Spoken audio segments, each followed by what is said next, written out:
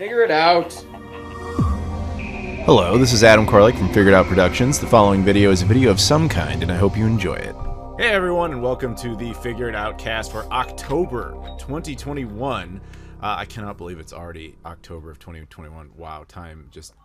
Anyway, I am rejoined by Rob. Time, man. Yeah, Time, I know. man. Right. So this is the October issue episode of this podcast, which is, of course, a Patreon-backed podcast. You can support this or any of the content on my channel by going to my Patreon. The link is in the description. It gets you early access to this as well as all my videos and all my content. And, of course, you're just supporting me, which I do appreciate. And you keep Rob around. Rob, explain your existence to people.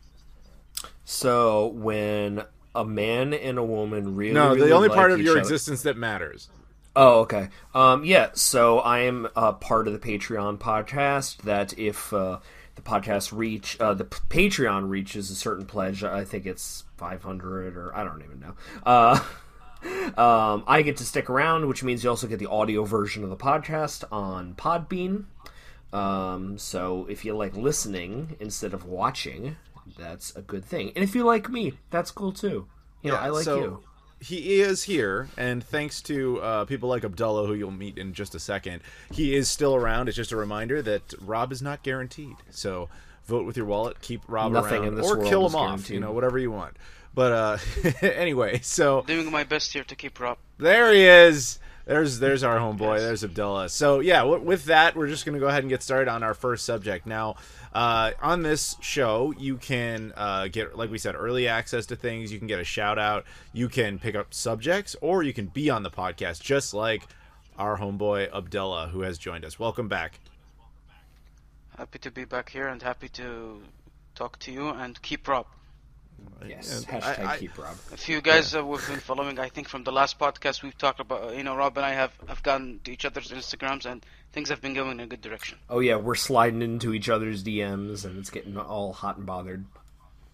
Exactly, that's the idea. But you see, the time differences are only problem. Yeah, I know.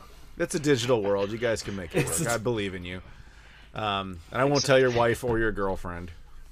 Or more boyfriend. Shh, shh, shh. All right. Anyway, well, that's a separate podcast for just the two of you. For Figure it show. out in late night podcast. Yeah. Figure it out after dark. Okay. Anyway. Yeah, I like it. Yeah, I'm sure you do. That's why I don't want any part of it. Now, let's move on to Abdullah. You picked a subject, right, and I'm just gonna read what you wrote, but please feel free to clarify if I'm misinterpreting this in any way. So you wanted to talk about, in terms of video game collecting, are there any specific trends that one should look out for to know if an item will be highly sought after? My interpretation of this is basically just that you're asking if there's any key signs for anything we think might be rare, so you know what to invest in as far as like game collecting goes. Yeah, exactly. That's my idea. Like, because I personally see that, I had a general view of this, right? But obviously there are some trends in the market that you can use as some sort of hint or key that, okay, so this thing might be rare. I'm not talking about things like, oh, it's a collector's edition, for example. Although a collector's edition is a good thing, a good estimate, but I'm talking about things more detailed, like I don't know, special editions gaining more popularity, for example, is an indicator of something getting something's gonna get rare. I'm talking about trends in the console sales and whatever in this kind of aspect. So, if you don't mind me kicking this off, I actually get this question a lot working at Digital Press, video game store in Clifton, New Jersey. Come visit. Anyway, so yeah, I get people come in and they're like, I want to like get like the cool, like badass games that are going to be super expensive before they're expensive, so I can kind of get in on or near the ground floor. And there's types of games that I always tell people, it's like, okay, well, I mean, it's a bit too late to get on the Saturn bandwagon or the GameCube bandwagon or the Super Nintendo bandwagon. You know, those consoles are known quantities and very well known. So I always tell people, okay, so look at a console that's like maybe a couple generations old at this point, and look at its library for certain types of games. And I always tell them there are certain genres that almost always like increase in price, sometimes even exponentially, at least for a while. Shoot 'em ups always go up in price. RPGs almost always go up in price. Survival horror games always go up in price, and they tend to hang up in the higher echelons of games. And then I always tell people, think about kind of the games that a console is famous for. Let's say the Xbox 360.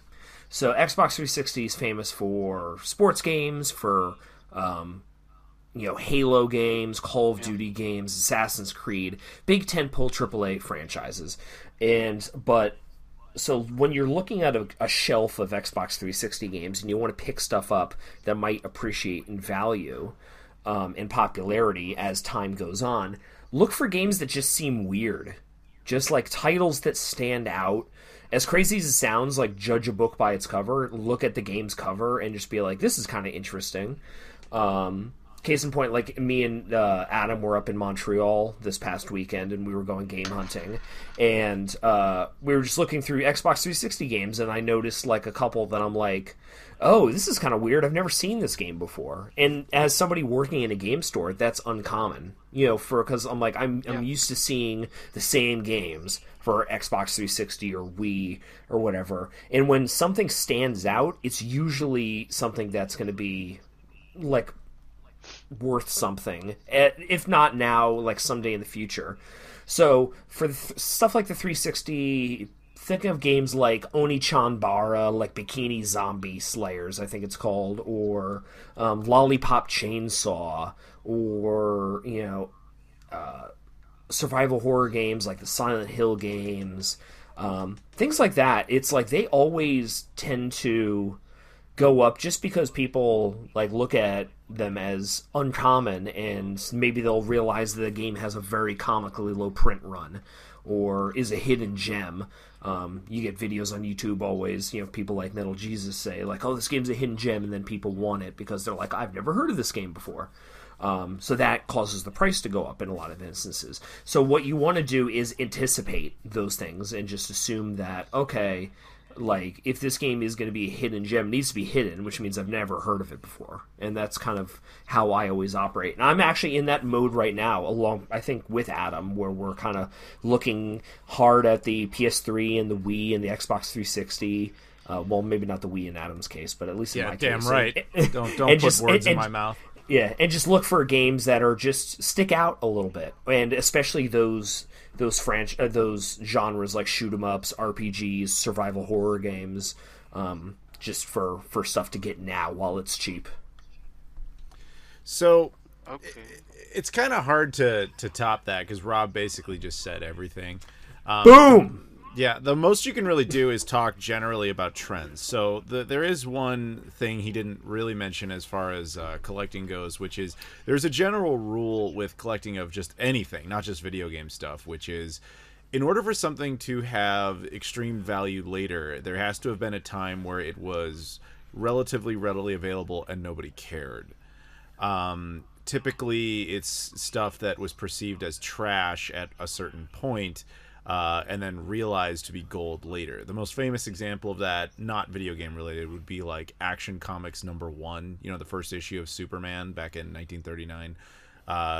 Back then comics were like, a nickel or whatever, and the general expectation with a comic book was you would treat it the same way you would with a Sunday morning newspaper. You just kind of read it once and then throw it away. What ends up happening is it's the first issue that ever had what is the most definitive and iconic comic book character ever created, superhero character anyway, and that's it. There's only these handful of copies of these like hoarders that decided to hold on to it, and like famously only a couple of copies are known to exist publicly. I think Nick Cage actually is the owner of one, by the way. Now that's a very extreme example, but the same basic rule applies in video games. Like a lot of the good ones, the rare ones that we think of, typically came out to very little fanfare and then just kind of fell to the wayside. To talk about a horror game, because he was mentioning horror games, Rule of Rose is a perfect example of all of these things kind of coming together. It came out from a reputable company in the form of Atlas. It is a survival horror game. It is on a supremely popular platform, PlayStation 2 exclusive. To this day, it has never been re-released. However, it also had comically limited print run. I mean, I've heard it's like as low as like 10,000 units were ever produced of that game, while simultaneously also being a very, very, very good game. And one of the few games that actually took advantage of the PS2's progressive scan capabilities, making it truly an oddity. And that's why you get games like that are super valuable. So the best you can do is kind of look at trends. And historically, I think a lot of them pan out. If you see the same game a million times, odds are it's not going to be valuable. But, that is also ultimately what got stadium events into that status as well. As stadium events was, for the NES, was interpreted as just another generic sports game, so everybody got rid of it. And now you can't get it. So for every rule you will come up with, you will find exceptions to that rule. And you have to add in that a lot of these things are basically determined by some measure of hype. Like Panzer Dragoon Saga is famous for being expensive because it's famous for being expensive. It's like a self-fulfilling prophecy. While it is a good game, and it will probably never be re-released for all, reasons that have been discussed many times, I remember, I'm 34. I remember being 14 years old in high school, and people were talking about how rare and uncommon that game was well after the Saturn wasn't even relevant 20 years ago. So it was kind of just always known for that. So I don't know what you can do other than just kind of be vigilant, because some of the rare games that end up coming out are things that are like misprint copies or recalled games. Or, I mean, I can actually cite, and not even including stadium events, I can actually cite not one but two extraordinarily rare sports games that normally should have no right to be that rare. Like NCAA 2K3 basketball on the GameCube was famously recalled by Sega and never re-released. So there's only like a few thousand copies of it out there. Or by far the most rare, to the point where even PS3 super collectors don't include it because they consider it impossible, is NBA Elite 11, which only 11 known copies exist. Stuff like that, you can't, there's only so much you can do to predict.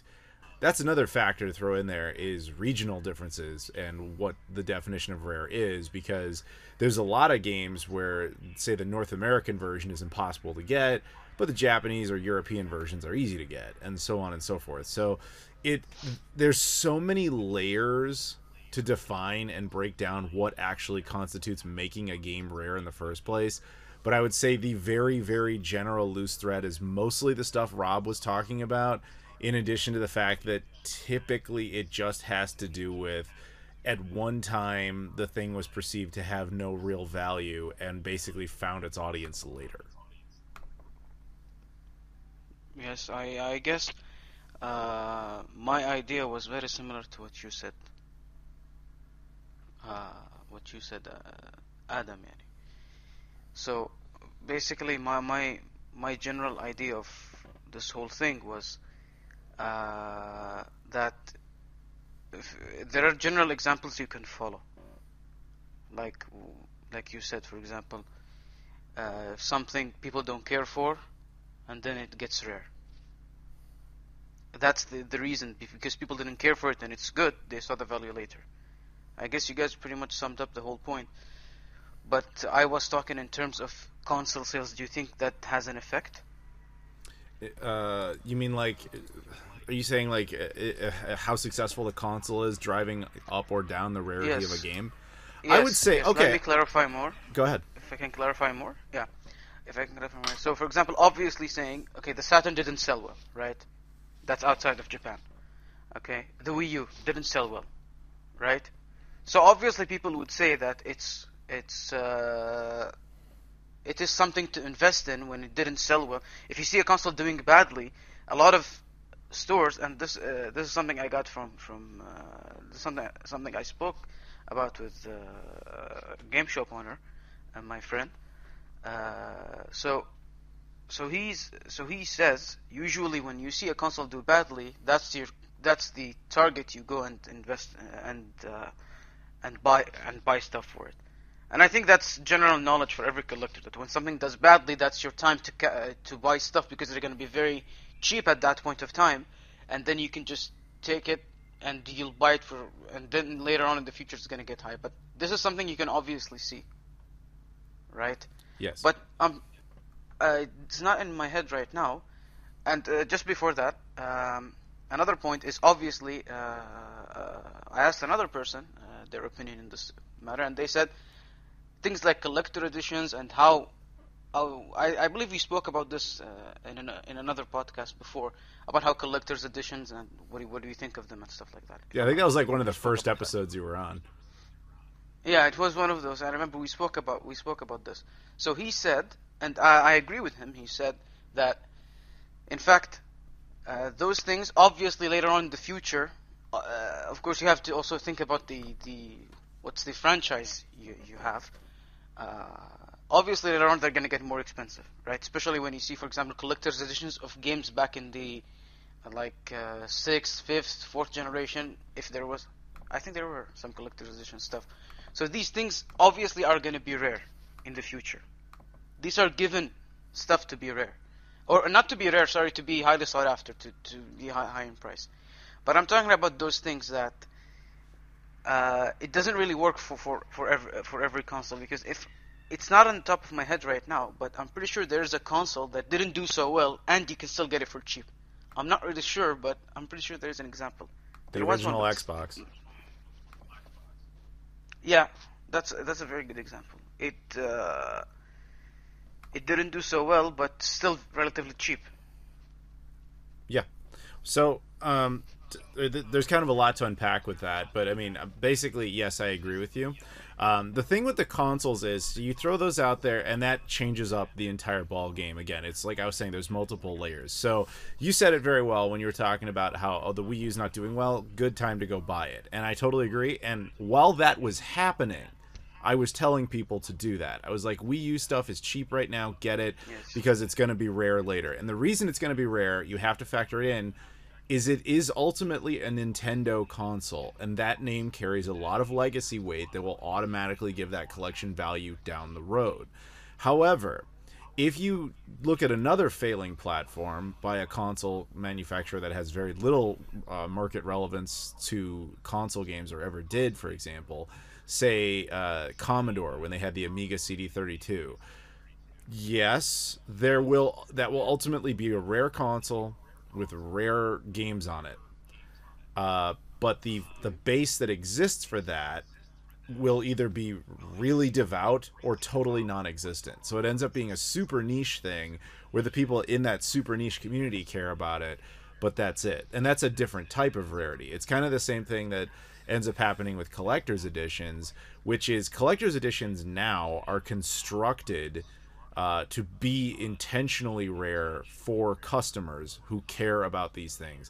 So the irony is you have all of these super collectors getting their collector's editions and hanging on to them, expecting to trade them or sell them with other collectors in the future that already have it. Largely that's how it goes, but we did an entire podcast on that. Yeah. But then, again, other console manufacturers are anomalies. Like Xbox stuff, Rob and I were talking about this a lot in Canada, actually. Xbox stuff is almost never valuable. It doesn't matter what generation it is. For some reason, despite its presence, they've been on the console stage for 20 years now. They are now on their fourth home console. And yet it is still that way, where the majority of their stuff people don't really care to go back and collect for. The OG Xbox is like the perfect example of an affordable entry-level console that has great content on it, but people just don't really care. The 360 is actually very similar. And, you know, eventually we're going to find that with the Xbox One and so on and so forth. But Sega stuff, as Rob pointed out, is utterly impossible now. You can't pick up Saturn stuff. You can't pick up Dreamcast stuff. Unless you have a lot of money, you can. Yeah.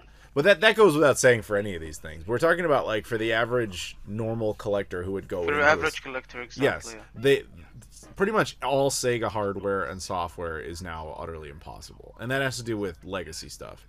But there does eventually reach this ceiling that you crash through, and then the prices just kind of collapse. Look at Atari stuff.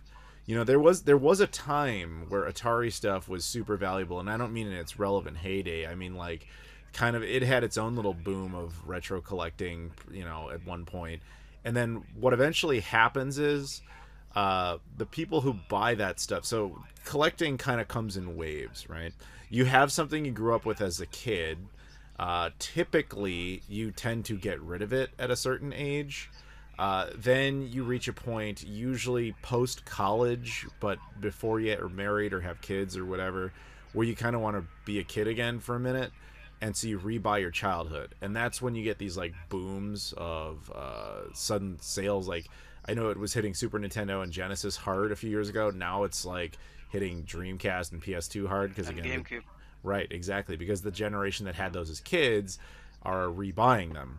But then what happens is those same people eventually do get the wife, or they get the house, or they get the kids, or whatever. And they're like, well, it was fun to revisit being a child, but now I need the money because I can't really be a kid anymore. And then they purge most of that stuff. And then it goes back into being not valuable. And the cycle kind of continues with these ups and downs. And in most cases, it actually doesn't rise again. So, like, for example, as I said, Atari 2600 stuff, that era, all that stuff, second gen hardware is mostly worthless. And same with the software. Primarily the software, I would say. But we're now getting there with things like, I mean, I remember only a few years ago, NES was all anybody wanted to buy. Like 10 years ago, you know, that's it. That's what everybody was looking for. Now, NES is like, nobody cares anymore. Yeah, I mean, there are like the little Samsons, the Dinosaur Peaks, like those games have continued to go open price as people want to get sets for that, and that's the last little bit that they need. But yeah, for the most part, like, NES was on a major downturn until, I will say, the pandemic and the aftermath of that, where video game prices just skyrocketed. So it did have like a minor turnaround. Well, let's put the qualifier on this, that we're talking about stuff that, pandemic aside. Pandemic is a whole different issue that screwed everything up. But in general, these are the trends pre-pandemic. Yeah. Sorry, go ahead. Yeah, no, but yeah, there was absolutely a downturn. Even a few years ago, like Master System, like people were really going hard for that. And like at Digital Press right now, we have like a lot of really good Master System stuff in our case that nobody's caring about. Nobody cares. And NES stuff tends to, like, your Mario games, your Zeldas, your Mega Mans, Castlevanias, those are always going to sell. They're going to be at that, $20 to $50 range for the most part. But yeah, it's plateaued, absolutely, and it's just honestly, it's a matter of time. Probably, I would say in 10 years, NES is going to be not worthless, but it's like the interest will have died down so much that it'll just really level out and become affordable to collect again. So here's what I would say. If you're looking into collecting games as some sort of investment, people will buy complete sets because you've done all the work for them. But that's the extreme. But in the long run, your best bet is just buy and sell the things that the console is best known for. As he said, NES stuff, it's going to be Zelda, it's going to be Mario, it's going to be whatever. Xbox stuff, it's going to be Call of Duty. The big names, basically. Right. And while there will be games in there that are anomalies, again, your Rule of Rose, what have you, those are they're rare by their nature. Like, that's the whole problem. and predicting which one's gonna do that is, you're basically just playing with a roulette there and just kind of hoping you land on, the right one. It's kind of, there's only a couple of signs that can really point you to it, but it's very difficult to say, oh yeah, guys, this is going to be the rare game indefinitely. The problem is we also live now in a time where independent companies have more access to publishing games than they've ever had. I mean, we have entire companies dedicated to that concept, like limited run games and, special reserve games and so on. So scarcity doesn't even equate rarity anymore. Like, I can't tell you, like, all this limited run stuff, I mean, and, Rob, you know this too. Just because something like limited run says, oh, we only made 2,000 copies of it, doesn't mean you can't find it. Like, you will see limited run stuff in, like, every retro gaming store now. And it's just, like, because it's such market overload, it's kind of impossible to really keep up. And I kind of feel like the era of complete sets is over. Like, I would be really stunned. I mean, and genuinely impressed to be this stunned if any human being on this planet ever gets a complete PS4 or complete Switch set. And when I say that, guys, I mean with the qualifier of the entire world. I mean, there are games that are exclusive to countries like Luxembourg. It's just, those two in particular are so impossible. But that, just because they have these, like, odd little regional exclusives, that might be valuable to, like, somebody out there. But it's not the same as a Panzer Dragoon Saga or a Rule of Rose, where everyone knows it's a rare game for the right reasons. And I say the right reasons because those games, they're rare because of basically the circumstances around them. In Panzer Dragoon Saga's case, the source code is missing. It's a difficult game to emulate. It exists exclusively on one console that no one ever really had.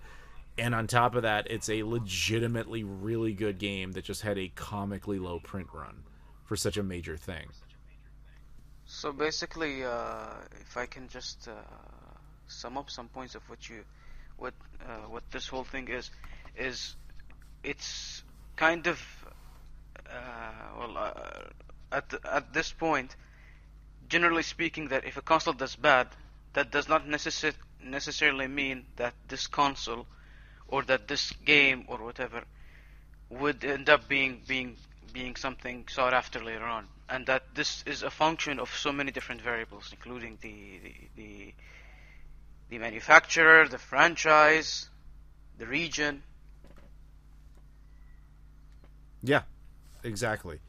There are so many factors in defining what makes a game rare. You can understand all of this, but that doesn't mean you can necessarily predict what will end up being like the next. But it can give you some sort of rough idea. Things like the manufacturer, things like the franchise itself.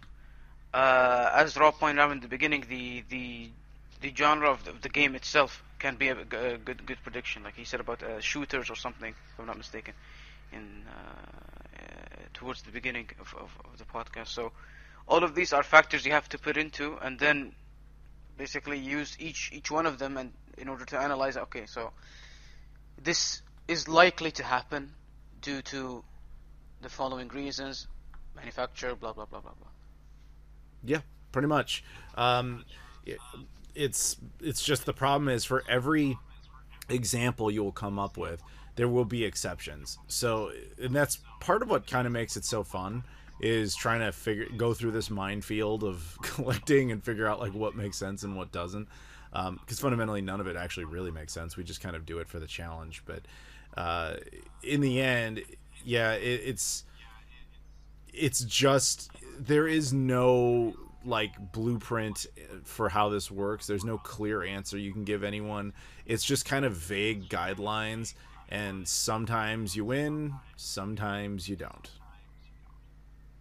Yep. Any other thoughts on that, Rob? I mean, you're the only one of the three of us that actually works in a game store. I mean, so I imagine you get hammered with this type of thing more than any of us. Yeah, I mean, it's always like, I mean, video games have become a hot topic for speculators and as well as collectors. Just people wanting to buy and sell stuff. So it's always just curious, like, hey, like, what's going to be the next big thing? And just as I said earlier, RPGs, survival horror, shoot 'em ups, weird games, like that's. And if you can get games that cover multiple things, like what would it be, like one on the Wii, right? There's a game called Fragile Dreams, which is like a anime like action RPG with light horror elements, like that was a very low print run. Like that's a perfect storm. Rule of Rose, that's a perfect storm. Reputable developer in Atlas, survival horror game, low print run, and it's very good. And that's the thing. There's a reason Little Samson is a $2,000 game, is because it's a late release on the NES. It's from a good developer in Taito, and it's also very good, as is Panzer Dragoon Saga, as is Magic Knight Rayearth. These games that are like, getting, hovering around that $1,000 and up range. It's like, yeah, like some of them are like shit. Like NWC is just like Tetris and Rad Racer and Mario. Stadium Events is just fucking world-class track meet with a different name. NBA Elite is just like some shitty fucking game that was just never released, and that's why it was rare. The games that are the perfect storm of genre and quality, those are the ones that are special, and that's the ones that people are almost always going to want. Yeah, but whether or not a console is still actively collected for. While I do agree with you, you're sticking to the one side of like, here's the good games and here's why they become rare. But then you point out it also happens to bad games, and that's what I mean by there being exceptions. And if I had to say there is one constant in all of this, it's that most of the factors that make a game rare are nothing that happened before the game was released. They're usually factors that came afterwards. So, and what I mean by that is Panzer Dragoon Saga, we'll just use it again as an example. Sega didn't go into that game saying, hey, we're going to make a comically low print run of this game. Yeah. They were just being like, Panzer Dragoon's a franchise of ours. We're going to make another one. We want to do something different. Like, they had legitimate intentions, and they made a good game. What was outside of their control was things like the print run itself being comically limited, the game not selling well in the first place, someone else losing the source code for that game, Sega, not the developing team, but at the hardware division, making the game overly complicated, or making the hardware complicated to the point where you can't properly, emulate it, at least not all that well anyway. Like, those are all factors that were outside of the game's intended purpose. Same with Rule of Rose. Rule of Rose, I think the reason it actually can't be re-released is probably very similar. Like, Atlas has changed hands. It's actually in Sega's hands now. But there's probably some situation or some reason they can't re-release it hardware-wise, because it was probably did something unique with the PlayStation 2, which was complicated hardware. Now, I'm just speculating on that one. But it's usually reasons like that are not understood until well after a game has come out. And that is also partially what drives things up, because if a game comes out and is super successful, it's never rare by its nature. Like, Super Mario 64 will be one of those consistent games that people always want, but you can always find it because it sold so well. Something like a Panzer Dragoon Saga or a Rule of Rose was just not successful and then had problems on it. But all of those things only came into being known well after the game was released. Do you see what I'm saying? So accurately predicting which release will be like that it's not going to be so easy. Right. It's really very difficult to do that. You basically just it happens after it happens is when we know. But it's already at that time, people who already have it, those are the lucky ones. Because Precisely. once it happens, that's the point where we wanted to know. That's the point we wanted to know. But that already happened, so. Exactly. What can we do? And that's why, as we said, as I think we've all made very clear at this point, it's really just general guideline rules to how this works, but there's no crystal clear answer on like, yes, all you gotta do is wait for this, because that always makes it rare. It doesn't work like that. Yeah, There can be predictions that you can use based on like educated other guess. Yes. Educated guess. Yes, exactly.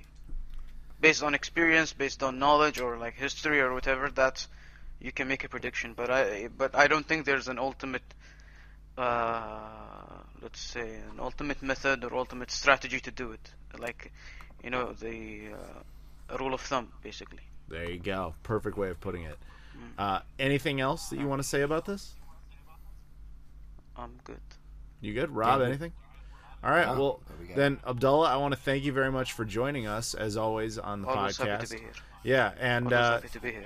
And it's late for you, so you should go get some sleep, my friend. Yes, Rob.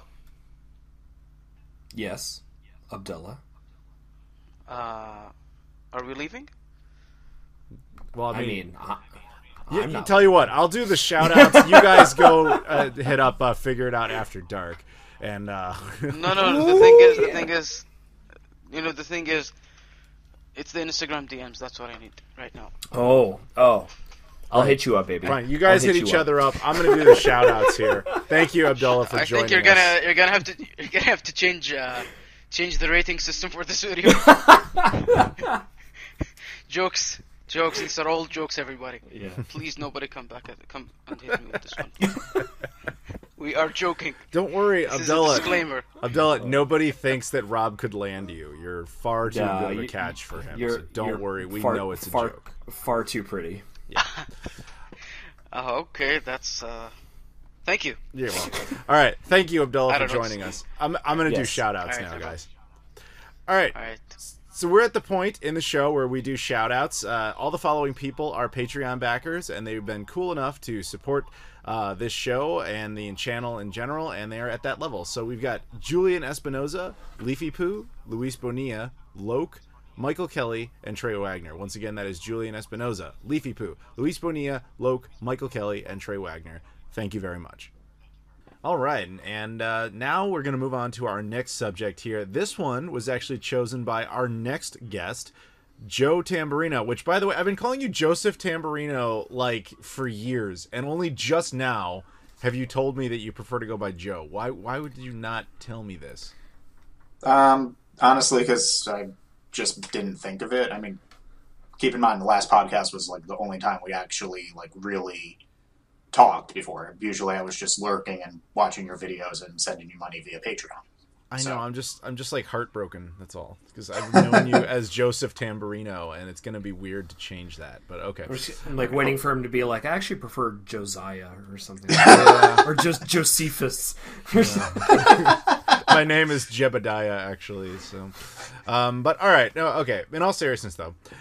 So you wanted to talk about, you had a subject for us, and your subject was, as written by you, game remakes, remasters that don't hold up to the original for us. More specifically, in the case where the remake or remaster should hold up more by all logic, but doesn't. So, quite simply put, first of all, we have to define this, because there's actually there's a difference between a remake and a remaster. A remake, in modern terms, would be one of those, like, Resident Evil remakes, where they basically built the entire game from the ground up, from scratch.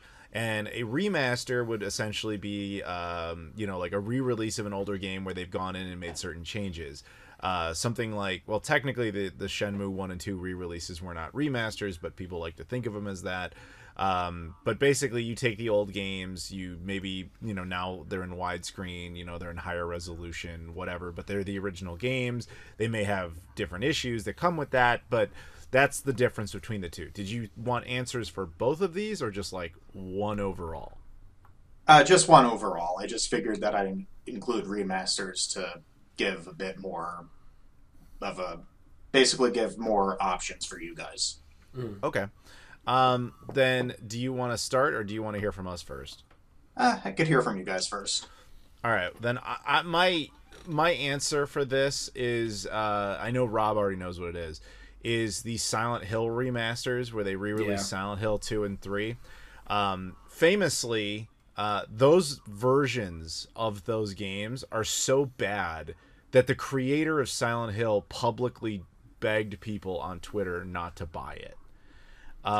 Basically, when Konami was greenlighting those, they basically sent it out to like the lowest the lowest budget team to handle it, and that team they didn't even have the final builds of the games. They were working with prototype versions of the games, but they also fundamentally so did not understand what those games were even about that they made creative decision changes that are just terrible.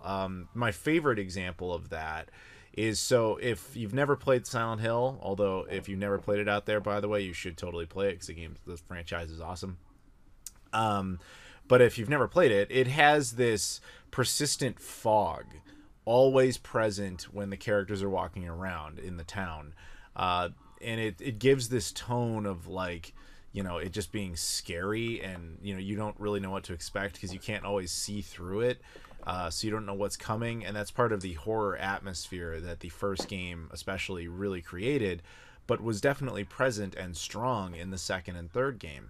So when they did this remaster for the PS3 and 360 of the second and third game, incidentally the first game was not part of that collection, they thought, oh wow, this fog, it really gets in the way of being able to see all this stuff. So we went ahead and removed that.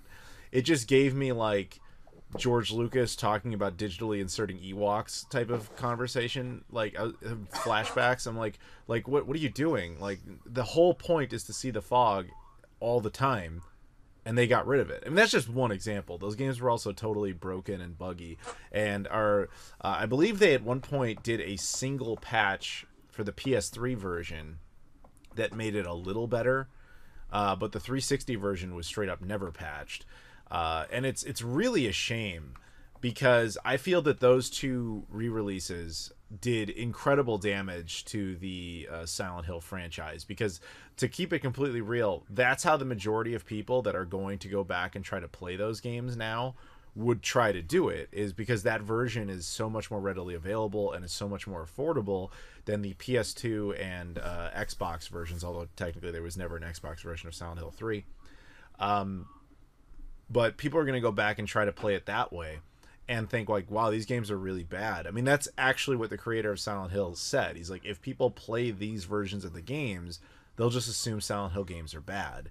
And I think that really hurt the franchise, in addition to all the crap they were pumping out just with the Silent Hill name on it. I know it's not exactly the subject here, but if we want to talk about like fantasy remakes, for me, it would be a from the ground up remake of the first Silent Hill game. But if it's going to be handled the way the Silent Hill 2 remasters were handled, then I want no part of it. Yeah, and I definitely, those were really, really bad. Only reason why that's not also my answer is because, the fact, like you said, they're completely broken. Everyone knows they're broken, so it's not like anyone who's actively, like, looking into it would think it would actually be good at this point. Fair. But yeah, definitely, Silent Hill 1 for sure should get a complete remake at some point. At the very least, it should get like a high definition transfer. I'm kind of stunned that aside from being like available digitally on like the PS3 store and stuff, they've never done like a proper Silent Hill 1 re-release. That is so bizarre to me. Rob and I were talking in the first section of this podcast about rare games and what makes them rare and stuff. Silent Hill is a weird one because it's not the most valuable of PS1 games. It is an expensive one, but it's expensive within tolerance, I would say. But it was so widely printed. It's just in such high demand, and as far as I know, there's no real reason it can't be reissued. It's just that Konami doesn't want to do it, and then they never did the work. But again, we saw what happened when they tried to do the work, and it didn't work out. It's actually the best way to play like Silent Hill 2 seems to be the original Xbox version, running on like a 360. I don't think that game's not backwards compatible with the Xbox One, unfortunately. But whatever. Enough about my answers. Rob, what do you got? So I'm going to reject your reality and substitute my own.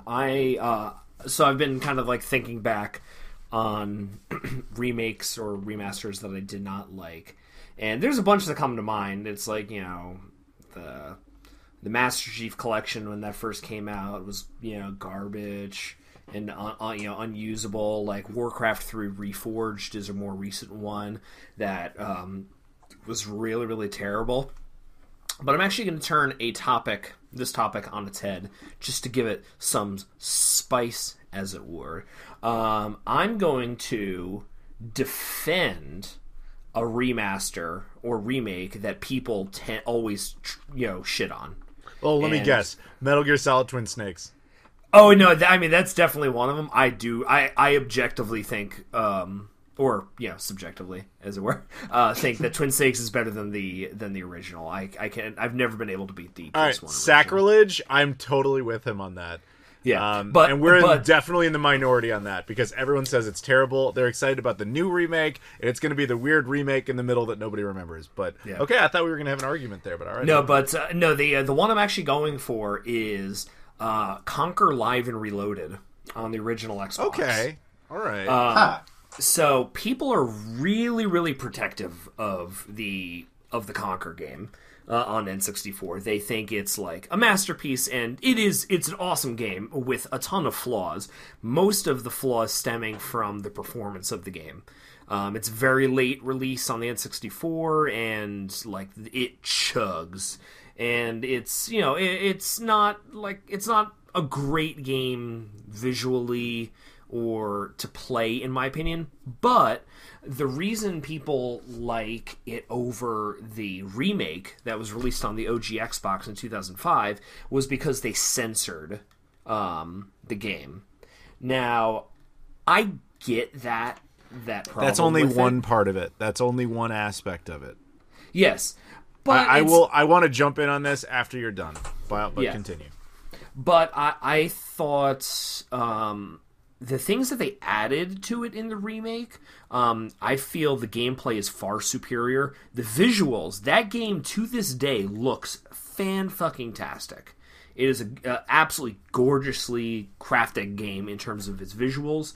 I think the multiplayer option that was on like the OG Xbox where you could play like online and stuff, that was great. It's like in terms of the quote unquote censorship, it's literally just like they bleep out a profanity here though. Like here or there, I think in like the Great Mighty Pooh battle, they beep out shit or something like that.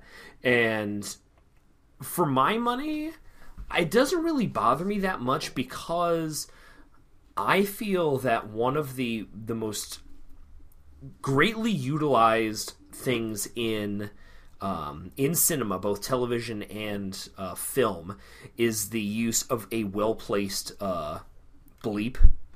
I think in best cases, it actually makes it funnier if you bleep something out than just having it. So it kind of becomes like more of a funny game, at least in my opinion, with the bleeps. And they're not bleeping everything. It's just kind of a few things here or there. But as I said, I think from a gameplay perspective and a graphical perspective, a performance perspective, that the remake is superior. And I don't understand why in like the rare replay we got the original but not the remake. Like I would have loved to have seen that kind of put on in that compilation to give it some love. And up-res the graphics even more. It's like, I think they could have done a lot more with it, and they should acknowledge that game. So I'm going to jump on that with a couple of points. First, yes, it was not part of the Rare Replay collection. However, it is one of the illustrious 40 that is backwards compatible on Xbox that is One. True. So the game now runs native 4K, so it's not an issue there. You can get it very easily. Secondly, it is bleeping, which annoys people given their pre-existing expectations. However, in the defense of this, if I recall correctly, once you beat the game, you can unlock that. and thus it's no longer censored. If I recall correctly, I've never heard of that. Yeah. I might be misremembering that, but I vaguely remember that being true. So apologies if that's not actually correct. It's something I kind of remember back when this came out in like high school. So it could be wrong. But the other factor that you're not acknowledging, and I'm sure you just don't remember, is that it isn't just that. They openly admit, if you remember right at the beginning of the game, Conker, he gets up and he sees the statue thing. In the N64 version, when he hits the statue with a frying pan, the statue falls off, and that's how the game starts. In this version, he does exactly the same thing, and then the guy doesn't fall off, and then Conker looks confused and says, "Aren't you supposed to fall off here?"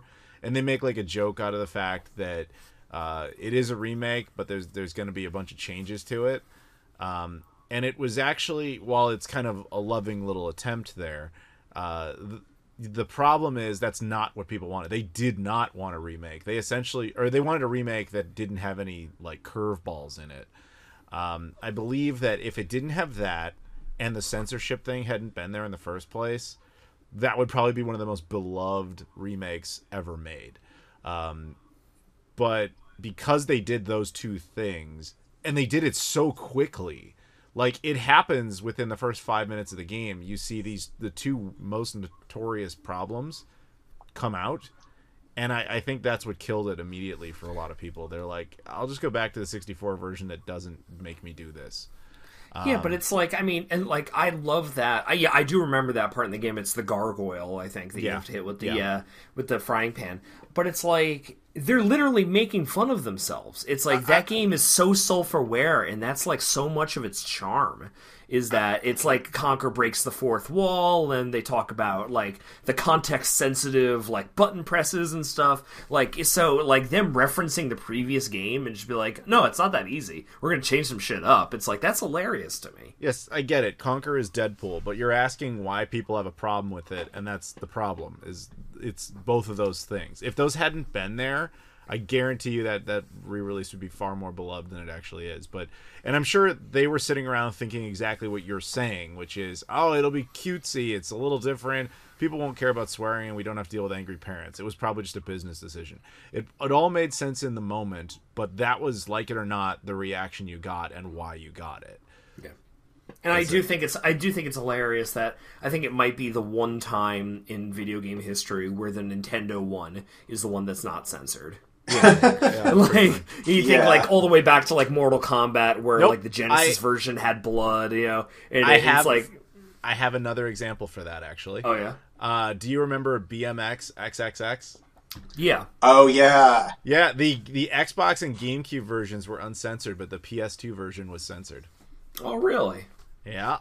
I remember that because that was a big deal. But aside from that, yeah, you're totally right. It's probably for the best. That game fucking sucks. Oh, it was terrible. It was a horrible game. But I just remember it being like so bizarre. But that shows where Nintendo's mindset was with the GameCube. It was like, hey, we're gonna have all the Resident Evil games, and we're gonna have the real BMX. Like that's where they were when they were like, we need to appeal to adults here, man. Because this is not playing out the way we wanted, which is also partially why the GameCube is such a great console. But just so nobody gets the impression that I don't like Conker Live and Reloaded, I do think it's actually, in my opinion, it's actually one of the better remakes ever made. But that is the reason that people look down on it, is those two little factors. So, yeah. I mean, it's like, just to tie it back in, Joseph, you weren't recording with us, but we were just talking with Abdullah in our previous subject about like Xbox just being so much cheaper to collect for because nobody cares about it. This is a perfect example, like that the Game & Conquer's Bad Fur Day on the N64 is $150 game easily. And for a game that doesn't necessarily hold up well in terms of its gameplay or graphics, but the Xbox version that at least now that I think is superior in a lot of ways, is like all of $40. Yeah, which to be fair for an Xbox game is fairly expensive. That's actually one of the more expensive original Xbox games. And the funniest part about that combination of factors, the N64 version is fully playable on an Xbox One now. Yeah. And so is the Xbox remake is fully playable, and you can actually use the disc of the original Xbox version and run it on an Xbox Series X in 4K, and it is man, still does it worth, look good. and it does, and it's still worth far less than the N64 cartridge. Yep. Wow. Xbox gets no love. Xbox does not have, like, it has its super collectors, but the market value at any given time of, like, Xbox games is just comically low. Like, again, that's not at all this subject, but, you know, if you want to get into collecting a console, go for the OG Xbox. Like, the heaviest hitter on there is aside from, like, Damon Vector, which is my bad, everybody. I'm the one who created that problem. Aside from that game, like, the next heavy hitter up is, like, $90.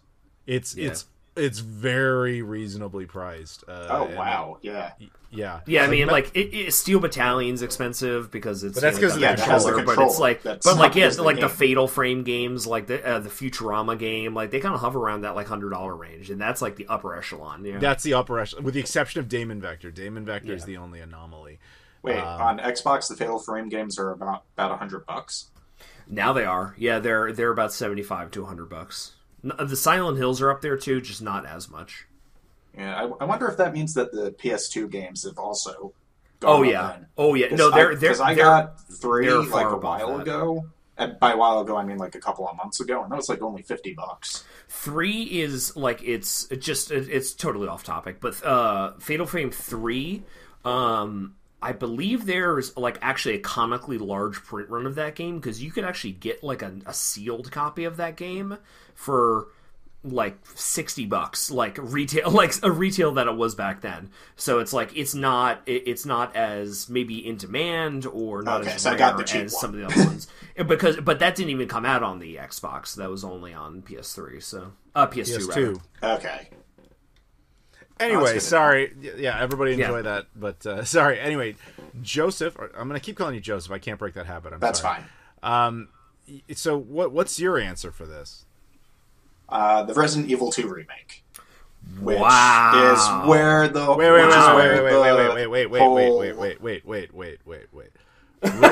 Resident Evil 2 remake, like, you saying like you're defending it like Rob defended Conker?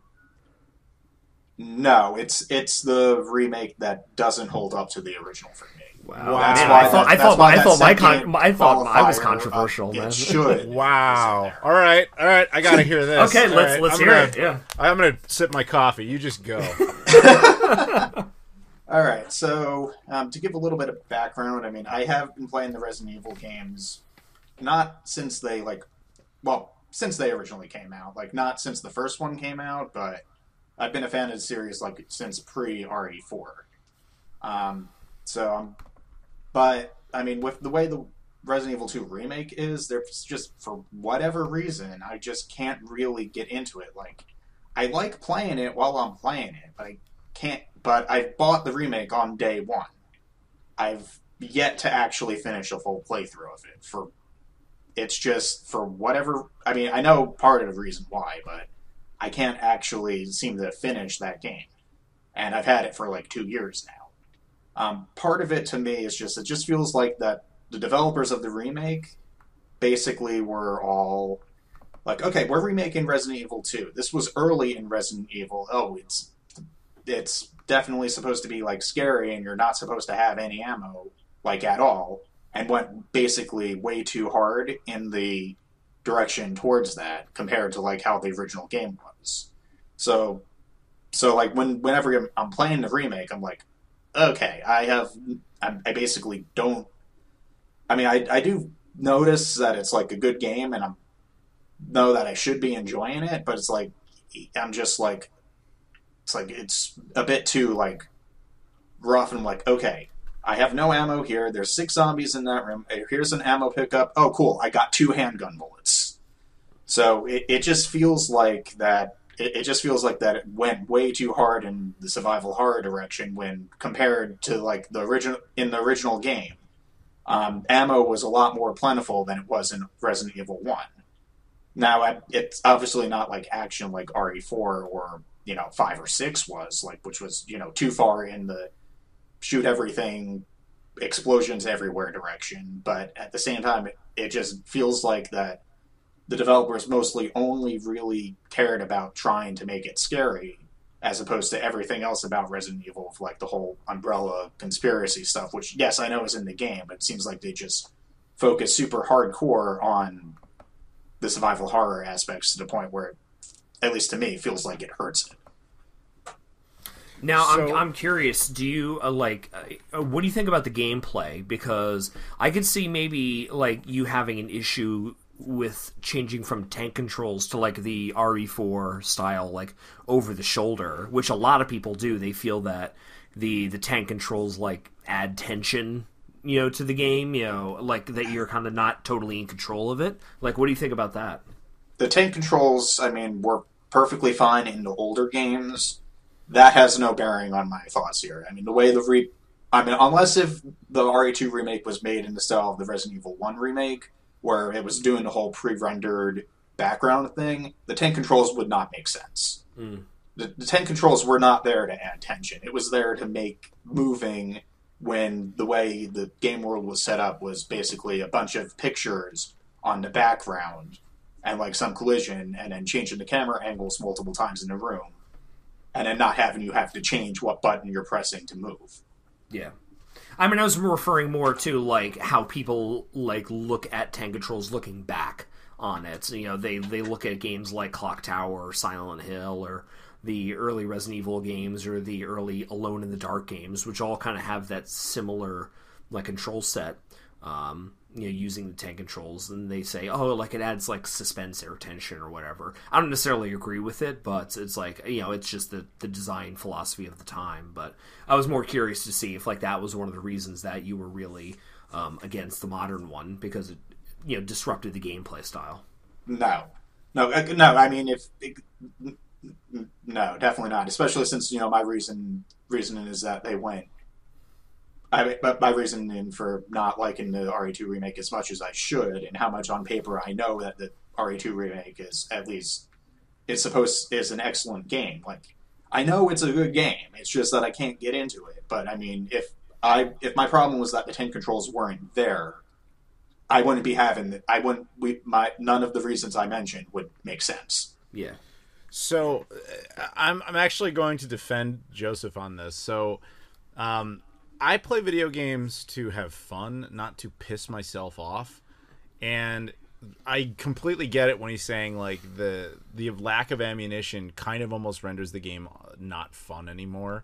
Like, you have to be in a different type of gaming mindset to be like, I want to scrounge and hunt and evade, versus what Joseph's also saying is it doesn't need to be Resident Evil 5 where you just kill everything. But having you not be constantly pissed off because you can't do anything is also a good factor. There might be a little happy medium for you, though, which is, and I hate to support this, I'm just going to put it out there because I was looking it up. There is actually a Resident Evil 2 remake, I guess you can call it a DLC, but really it's just a cheat code pack that comes with, like, extra guns and extra ammo every time you start the game. That might be helpful to your enjoyment, but I wouldn't normally suggest going out and spending money on something like that, but it is there. Yeah, I mean, if I was gonna do that to just play through the game and beat it, I would have done it already, is the thing. Like, I mean, I've like I said, I've started like 5 or 6 playthroughs of it. My latest playthrough is actually in progress, so maybe I might actually beat it this time. I went back down to the assisted difficulty, and I think the devs might have balance patched it at some point, because I was playing with that, like, on my second attempt, like, way back when it first came out, and it feels a lot easier now than it did back then. Like, even it is possible that they did. Yeah, they might have just heard the same complaints from a lot of people, and I mean, that is a weird thing that we live with now, is system updates. I know it's weird to old guys like us. They update the games in the background all the time without you ever really noticing. And so you can turn it on and be like, this game's a lot easier all of a sudden. Oh, they added an easy mode, which never existed before. Like the original Resident Evil 2, it's like, however it shipped, that's how it was going to play. Until the greatest hits version came out and it was updated. Well, that was Resident Evil 1, right? Modes and whatever. Yeah, that was Resident Evil 1. But then, to be fair... And 2. They just didn't call it Director's Cut this time. 2 did that because it was re-released on multiple platforms. Like the N64 version is different from the Dreamcast version is different from the... No, even on the original PlayStation. Yeah, you're saying that there was 2 versions of it on versions, PS1? Yeah. See, I didn't know because I always got it on the Dreamcast anyway, but that's cool to know. Yeah. With the first one, I think I knew that because there's the long box version, which is, I think, what I've got. Right, there's the original long box version, the original version of Resident Evil in the regular jewel case, then the Black Label Director's Cut version, and then the Greatest Hits Director's Cut version that added DualShock support and then completely screwed up the soundtrack. Nice. Yeah. So I mean, I think that we've covered the topic, but before we leave, actually, I want to add like an addendum to this topic and just kind of get your guys' opinions on this. Briefly, you don't have to go too much into it. So we talked about what we consider to be some of the worst remakes or remasters. If you could pick a game to get remaster or remade, what would it be? I already told you, Silent Hill. Silent Hill? I mean, that's the kind of thing that spurred it. You would just want Silent Hill 1. You wouldn't want the trilogy. Well, or I mean, like I would take the whole trilogy since they really did screw up 2 and 3. It would be nice to get the whole thing some serious justice. And all right, here's my fantasy. They do a proper HD collection of 1, 2, and 3, while also remaking them from the ground up as a whole trilogy pack. So you get think of it the way Master Chief Collection worked, where you can kind of switch between the old and the new on the fly. Oh, that's cool, yeah. I would want that with the Silent Hill trilogy. Huh. How about you, Joseph? Okay, well, this is going to definitely sound weird considering I just complained about Resident Evil 2, but honestly, if I had my choice of what would get a new complete remake, it would either be Resident Evil Code Veronica, or even the original version, even the original Resident Evil again. For Code Veronica, that's mostly just because it's available on PS4 and PS5 as a PS2 classic type deal. But honestly, that one has not really had an actual remaster since the PS3 version. And it's the one that, because it was the one that didn't use pre-rendered backgrounds and actually generated the environment in real time, even if they stuck with the pre-rendered stuff, it's the one that actually could use the graphical update a bit more. And then for Resident Evil 1, honestly, I just want a version of that game that you can play through the story and have it actually be the canonical version of what happened in the game, because you can't do that in the remake, you can't do that in the original game, you can't even get that by playing Umbrella Chronicles. So, can you elaborate on what you just said? Because it sounds like you have a lore conflict issue. Okay, so basically, in the original version of Resident Evil, you can play as Chris or Jill. If you play as Chris, Jill, and Wesker end up in the mansion. They don't know where Barry ended up. Chris goes off when the whole first you hear the gunshot happens, and then Jill and Wesker vanish. And then Chris will then find Rebecca later in the game. Barry completely disappears. If you're playing as Jill, Jill, Barry, and Wesker end up in the mansion. Chris is missing. Jill and Barry go off to investigate the gunshot. Wesker vanishes. Barry's around throughout the game. Rebecca never shows up. And then at the end of the game, and then after all of that, Resident Evil 2 establishes that everyone who can possibly survive Resident Evil 1 did.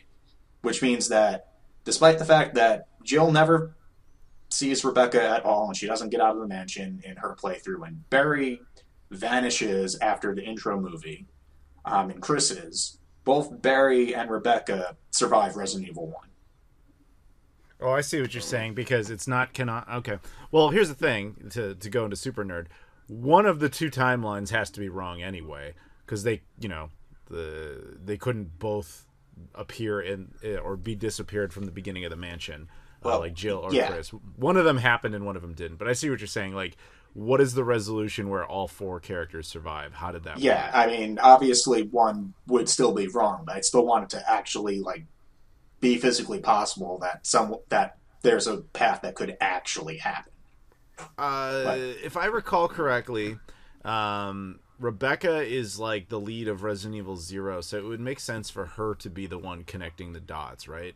Although, isn't there some continuity issues between her in 0 going to 1? Yeah, there's a little bit if you want to be very, like, annoyed at the fact that she seems to be a bit less capable after being stuck in another zombie-infested hellscape after getting out of the previous one. Just like a day later and probably running on no sleep whatsoever, then yeah, sure. And the fact that she doesn't mention that Umbrella's behind it when she first runs into Chris. Right, so that would be an interesting way to remake Resident Evil 1, is the canonically accurate link between Resident Evil 0 and 2. Yeah, 0. So Rebecca is totally aware of everything that's going on. And then probably dies, I would imagine. No, she lives. She has to live. Okay. If the CGI Vendetta movie had never come out, yeah, she could have died after 1 and everything would have been fine. But no, now she actually appears post, like, RE6. So now she has to live. Well, does anything from Resident Evil 4 onward even count canonically? I mean, to me, that's all dead. Well, keep in mind, like I said, I know that the other games, like everything past 4, was a lot more actiony and people have complaints about it. But as far as I was concerned, the absurd, like, storyline with all the bioweapon nonsense is stuff that I'm still in the series for. So, all right. And Resident Evil Code Veronica, I will. First of all, I can tell what team you were on because you keep referring to it as the PS2 original. Dude, that game was built for the ground up for the Dream. No, I'm sorry. Yeah, no, I never had a Dreamcast until recently. So. But I will bet you that game gets the full-on remake treatment. I mean, after Resident Evil 2 remake, it didn't take long for them to acknowledge Resident Evil 3, and they did it really quick. I would be really stunned if they didn't do Code Veronica. It's such apparently they're doing 4 instead. So.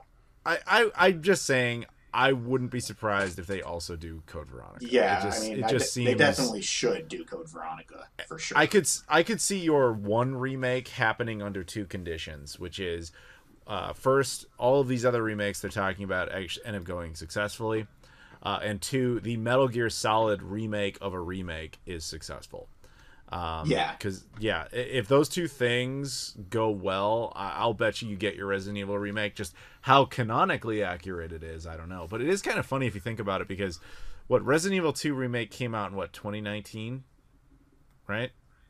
I think it was even earlier. It was probably 2018. 2018, okay. But the Resident Evil original remake came out in 2004. That's a huge gap. Oh yeah, definitely. And they've just been it is funny to think they have essentially just been upscaling and up-resing a remake of a different game for that long to resell it. Is there even a way to buy the original version anymore? Does that exist on any modern ecosystem? It might PSN store. Yeah, I was going to say it's on PS3, I think. You could play it. I think it's on Vita, yeah. But, okay. For now. But even that isn't exactly a modern distribution method. First of all, Rob knows this. They sent messages out yesterday talking about how they're changing the way in which you can even buy stuff on PS3's store system. But that's a different story altogether. But even that version, you're talking about an infrastructure built in 2006, which is only 2 years after the Resident Evil 4 was even, or Resident Evil remake was even made. Yeah. So that's all I'm saying is, I don't play on PC, but does that version exist on Steam? No, it does not. So that's another thing. This is a whole different subject, is what happens to these original versions of games. Like we said with Silent Hill, the original version of that is oddly not really distributed again. And, you know what? It's on the PlayStation Classic, I think. Oh, cool. Yes, that thing was a thing that exists. I think it's on there, actually. Never mind. I guess that takes it. Well, isn't it probably a PAL version of it? It runs 50 hertz and runs 8 frames per second or some shit. Anyway, I guess technically you can include that, but whatever.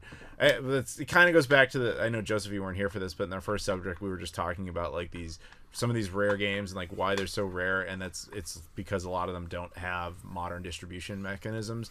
Like Panzer Dragoon Saga will always suffer from that because of its own unique situation, but games like Silent Hill and Resident Evil like typically seem to come down to just their publisher not wanting to. It's easy enough to put them on PlayStation 3 ecosystem because it's literally just emulation of stuff that's already in there, but it just shows they don't want to do the work of converting it to anything. And I guess in the case of Resident Evil, I don't entirely blame them, because they're like, look, we made an entire remake of this. There's no reason to go back and do all this work on it. And that is actually an argument to use against remakes, is because you end up losing a lot of the originals. It's not like, say, movies. When they remake a movie, the original is still usually released again anyway on Blu-ray or whatever. With games, they tend to just bury them. Yeah. So, yeah, that's just a little food for thought as we, I guess, wrap up this subject, unless you guys have anything else you want to say. Yeah, I'm just gonna like quickly give my my thing. Like I would either probably go for to complete the survival horror trifecta and say Clock Tower on the PS1 to get like a really cool ground up remake of that, because I love Clock Tower. Or I'd love to see something like a rare game, like we were talking earlier about rare games, something like Little Samson, like redone, like they remade the Wonder Boy games, with Dragon's Trap game with like that, the hand-drawn art style. I think would just be amazing for a game like that, and to kind of really introduce it to people that otherwise would never get the chance to play it. Yeah, that would probably be a good thing. Yeah, I also probably should play the Clock Tower games at some point, or at least try to. Yeah, no, I mean it's great. The one on PS1 is really good. Well, there's two on the PS1. And then the third one on. I have the PS2s. I have three on PS2. The only one I've never played is the one on Super Famicom, because it actually did start on there, but I've never played that version. But I think that about wraps it. Okay. All right. Yeah. Well, then, Joseph, I want to thank you as always for joining us. Hopefully we see you again soon. I think sounds like you're... Oh, good. I'm glad. So thank you for joining us, and we will move on to our next subject here. And we're back. We've got Keith with us now. Keith, what up? How you doing, ladies and gentlemen, boys and girls? Happy to be back as usual. Or as always, we are happy to have you back. And so it's kind of funny because we looked over your question here, and it has to do with Halloween, everybody, and horror games. And the funny thing about that is that when you originally sent this to me, I thought it would kind of be like, I'm not going to say unique, but I thought it would be like kind of interesting thematically with October. What I didn't expect was that Rob and I would so organically start talking about horror games throughout this podcast with Joseph and with Abdullah. So it is actually kind of a great way to round it out. Yes. So, it's pretty cool. So this is what you... You plant the seed and you take the over the podcast, folks. That's my plan all along. There's some logic to that. You have your beachhead, yeah. This is your Normandy. Okay. So anyways, so the way you originally wrote this was games that you like to play for Halloween. If you don't play games for Halloween, then maybe talk about horror games you enjoy or don't enjoy if you like. So I know you weren't here for this, Keith, but Rob and I talked extensively about other horror games. Like I was going off about Silent Hill games and how much I like some of them, and the Resident Evil games I talked a lot about. We even gave reference to obscure ones like Rule of Rose, although we didn't mention Haunting Ground. That's a good one. Oh yeah.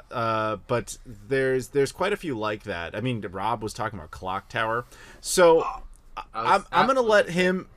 Yeah, I'm going to let him dive into that because I actually kind of do have an answer for this. There is no Halloween-specific game that I routinely play, but I do actually have a little bit of a story about this because when I was a kid, I remember like a couple years in a row where I would go out and, trick-or-treating with some of my friends, and for some reason that I still can't pinpoint, our tradition after we were done was we would come back and play Killer Instinct on the Super Nintendo as well as Clay Fighter. And I think, if memory vaguely serves me, it started because there was like a Pumpkinhead character in one of the Clay Fighter games. And I think that's how we did it. And so for just a few years there, that's what we would play. And every Halloween we would do it. And they're not Halloween-themed specific games. It was just something kind of special to me that, to be honest with you, I had totally forgotten about until you sent the subject. So I appreciate the little member berries on that. But for some reason, yeah, Killer Instinct, oddly enough, on the Super Nintendo, is my like Halloween game. It also probably helps that the cartridge is black. Maybe that's, I don't know.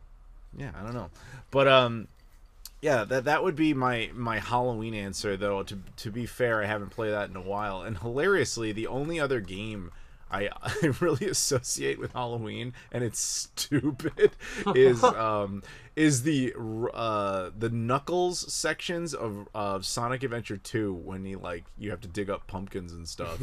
Like that whole area it's just because of the pumpkins in the atmosphere. But find the great pumpkin, Knuckles. Find the great pumpkin, dude. Where is that game? You know, Charlie exactly. Brown. They need actually that's like a Robot Chicken sketch where like the Great Pumpkin turns out to be like some satanic monster and then it like kills all the peanuts. That should be a game. That would be a great Halloween game. I'm just putting that out there. But yeah, so there's my little Halloween story. We mentioned a lot of the horror games, but I'm trying to think of like other horror games that I have some great connection to that I haven't thought about in a while. Because I do like my survival horror, but off the top of my head, I'm gonna have to think about that a little bit. But that's just kind of what's coming down is some of the more I guess you would call them the more well-known ones. Oh, you know what? I do have I know, Obscure. You ever play Obscure? Yeah. Oh man, I played that on the original Xbox. By the way, the PS2 version of that super expensive now. Original Xbox version, Nothing. That's what. And it's a superior version, as always. Mm-hmm. You know, but that game, phenomenal. It's like, it's like the it kind of has like the dumb high school like monster plot, but it's like oddly smart about it. I really liked that game, and I did end up playing the second one as well, Obscure: The Aftermath. For that one was only on I think PS2 and Wii, oddly enough. And that one I don't think was as good, but Obscure for the original Xbox, if you've never played it, get it. That is a phenomenal horror game. I should actually go back and play that again. I haven't played that in years, but that was a really good horror game that I do not think enough people have played. Absolutely, man. 'Tis the season to be frightening. All right. Well, I definitely want to talk about a few games that I actually have a few games I definitely hit every Halloween, no matter what. One mainly being Castlevania Bloodlines in particular, because I just that and Halloween just go hand in hand with me. So I always crack that open a little bit and John Morrison it up, as it were.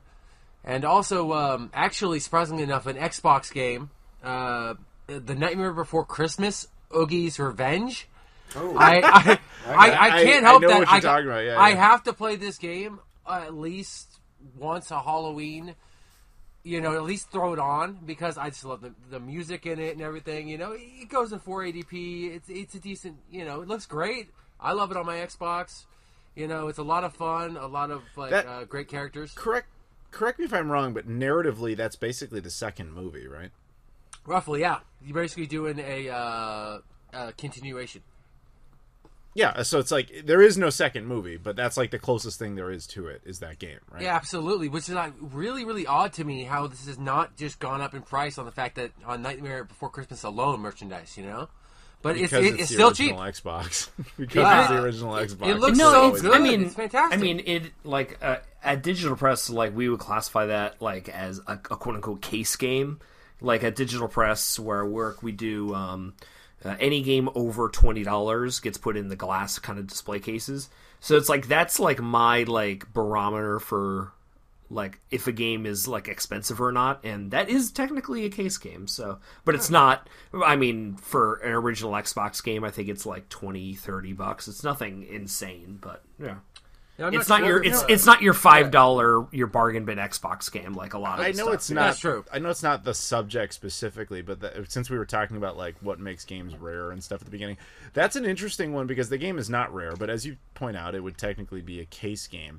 I also think that's a game where the fan base of that movie, which let's keep it real, the fan base of that movie didn't really come into existence until well after that movie was out. I would actually argue it started to come into existence around the time the game probably came out, and the game had nothing to do with it. I would bet you the majority of the people who are really into that movie do not even know that game exists, or if they do know about it, they've never really seen it, because it wasn't the most common game. So I would actually bet the majority of sales on that game, even now, are just like casual Nightmare Before Christmas fans who have just see it in a store and go, oh, I need to add that because that's neat, but probably a whole lot of people have never really played it. Yeah, I got complete too. It's fantastic. Also, the manual is really well done too. Nice artwork and everything like that. It's really well done. Looks like it's done by Capcom and Buena Vista Games. Interestingly enough, Disney. Yeah, Buena Vista Games was. It's Disney. just Capcom and Disney. Good team. You know, they were. They did a lot of Super Nintendo stuff together. Exactly. Anyway, also, I do actually have a one Halloween story eventually to talk about for games. But yeah, go ahead if you need to. No. I was just going to say, go ahead to the next point. I'm sorry for interrupting about that game. All good. All right. So, but for my childhood, when it comes to Halloween, on the actual day of Halloween, what I used to do was with my friends when they were with me. We would always get together, and once the Dreamcast came out, we actually would play Gauntlet Legends on the Dreamcast. And we would do this constantly for about 3 or 4 years until they passed away, and it was amazing. I loved playing Gauntlet Legends with them. Loved turning off the lights, man, going Valkyrie, Barbarian, Magician, and there was something about it, man, the atmosphere of the game that just felt haunting and really, really worked for me, and I love that game to this day. You know. Did you ever play the arcade version of that? Oh, absolutely. Multiple times. My local arcade was it's called Scandia Family Fun Center, and they had it running for a very long time. They actually keep a lot of their games running for a very long time. I'm really happy about that. That's good. Yeah, I had a friend who was like totally obsessed with that game. He bought a Dreamcast just for that game. So yeah, I understand that game was either like, I don't think that game was the most popular game, but that's why I bought my Dreamcast, honestly. Right, there you go. Like, that game was not the most popular game, but people who got it like really, really got it. Like it was, it was kind of like a Shenmue in that way. It's like, it wasn't that popular, but if you loved it, you loved it. And it is co-op heaven. It is co-op heaven, I'll tell you that much. You get to carry your characters on, man. Everyone's got to bring over your, I just remember my buddy hitting me up. He's like, hey, man, make sure to bring over your VMU, man. We're doing it up tonight. Ah, classic. Yeah, those a fun era. So I'm dining on member berries like crazy right now. I apologize. Also another great one, Dead Space Extraction. Do not forget that one for the Wii. Very, very, if you like atmospheric, very, very good game, guys. You know what? Like, the system gets zero love on Adam's channel because, kind of rightfully so, because of the control scheme. Like, I'm kind of with him on that. But the Wii is honestly one of the consoles that is kind of unsung in terms of like how many interesting survival horror games are on it. We mentioned earlier, I mentioned Fragile Dreams, which isn't a traditional survival horror, but has kind of horror elements. The Callings on that system, Cursed Mountain, Dead Space Extraction, two House of the Dead games, the 2 and 3 Return and Overkill's on there. I'll throw you an olive branch on that one. It's got Fatal Frame 4 exclusively on it. Yeah. I was about to say, what is the Fatal Frame game? Yep. Yeah. Well, Obscure 2 is also on the PS2, as I said before. It's also got Manhunt 2 as well. Yeah, Manhunt 2 is on there. For my money, the best version of Resident Evil is the Wii version. Yes. Which sounds sacrilegious, but my God, the Wii controls never work, but when they do, oh my God, it's really good. And it's really good in that game. Yeah, Resident Evil 4 is the only way I play it is on the Wii Actually, technically the Wii U nowadays. Yeah. There's a Silent Hill game on there, too, Shattered Memories, which isn't considered to be one of the best ones, but it just kind of shows that for being the quote-unquote kiddie system, that generation, like, there is, like, a good amount of survival horror on it. Dude, yeah, that cover alone, man. Silent Hill Shattered Memories with a creepy. little girl all frozen In the swing, yeah. Yeah. Oh my god. Fair, I mean, first of all, Shattered Memories is also on the PS2, but to be fair, the Wii was in a weird position because it was like the end of the 6th gen, even though it wasn't part of the 6th gen. And so when they were still making PS2 games, they were kind of like, we could still put them out on the Wii, and vice versa. Like, well, we have to make games for the Wii. Well, the PS2 is still oddly relevant, put them there. The long-term effect of that is just, like, it's so bizarre, like, how many games, like Manhunt 2, perfect example. It's on the PS2 and it's on the Wii, but there's no original Xbox and there's no GameCube version of it. Yeah. It just kind of sucks, but it is what it is. Yeah, it was almost like a novelty buying it on the Wii, actually. I remember selling it at Circuit City when I worked there, and some people were like, wait, it's for the Wii? And they were just excited to buy a mature game on the Wii. It was kind of funny. Yeah, I would actually like to get the Fatal Frame. Was that Fatal Frame 4 that's on the Wii? I actually, think believe it or not, exclusive I to have Europe, it. I think. Or No, Europe it's and Japanese Japan. only. Japan, right. Yeah. Japan only. I have it. I got it over there at one point. Wow. Yeah, it looks like it really uses the Wii control really well, the Wii gimmick, as it were, really well with the atmosphere and whatnot. Yeah, well, I mean, like we were talking kind of earlier about like games that we would love to see kind of revivals of using remakes or remasters. Yeah, and we brought up Silent Hill. We brought up some even of the Resident Evil games. We brought up I brought up Clock Tower. What about Fatal Frame's like there's like what I would call like the 4 big tentpole survival horror games: Resident Evil, Silent Hill, Clock Tower, and Fatal Frame. And I mean, I'm thrilled that Fatal Frame 5 is getting a physical release on the Switch. I already ordered my copy from PlayAsia.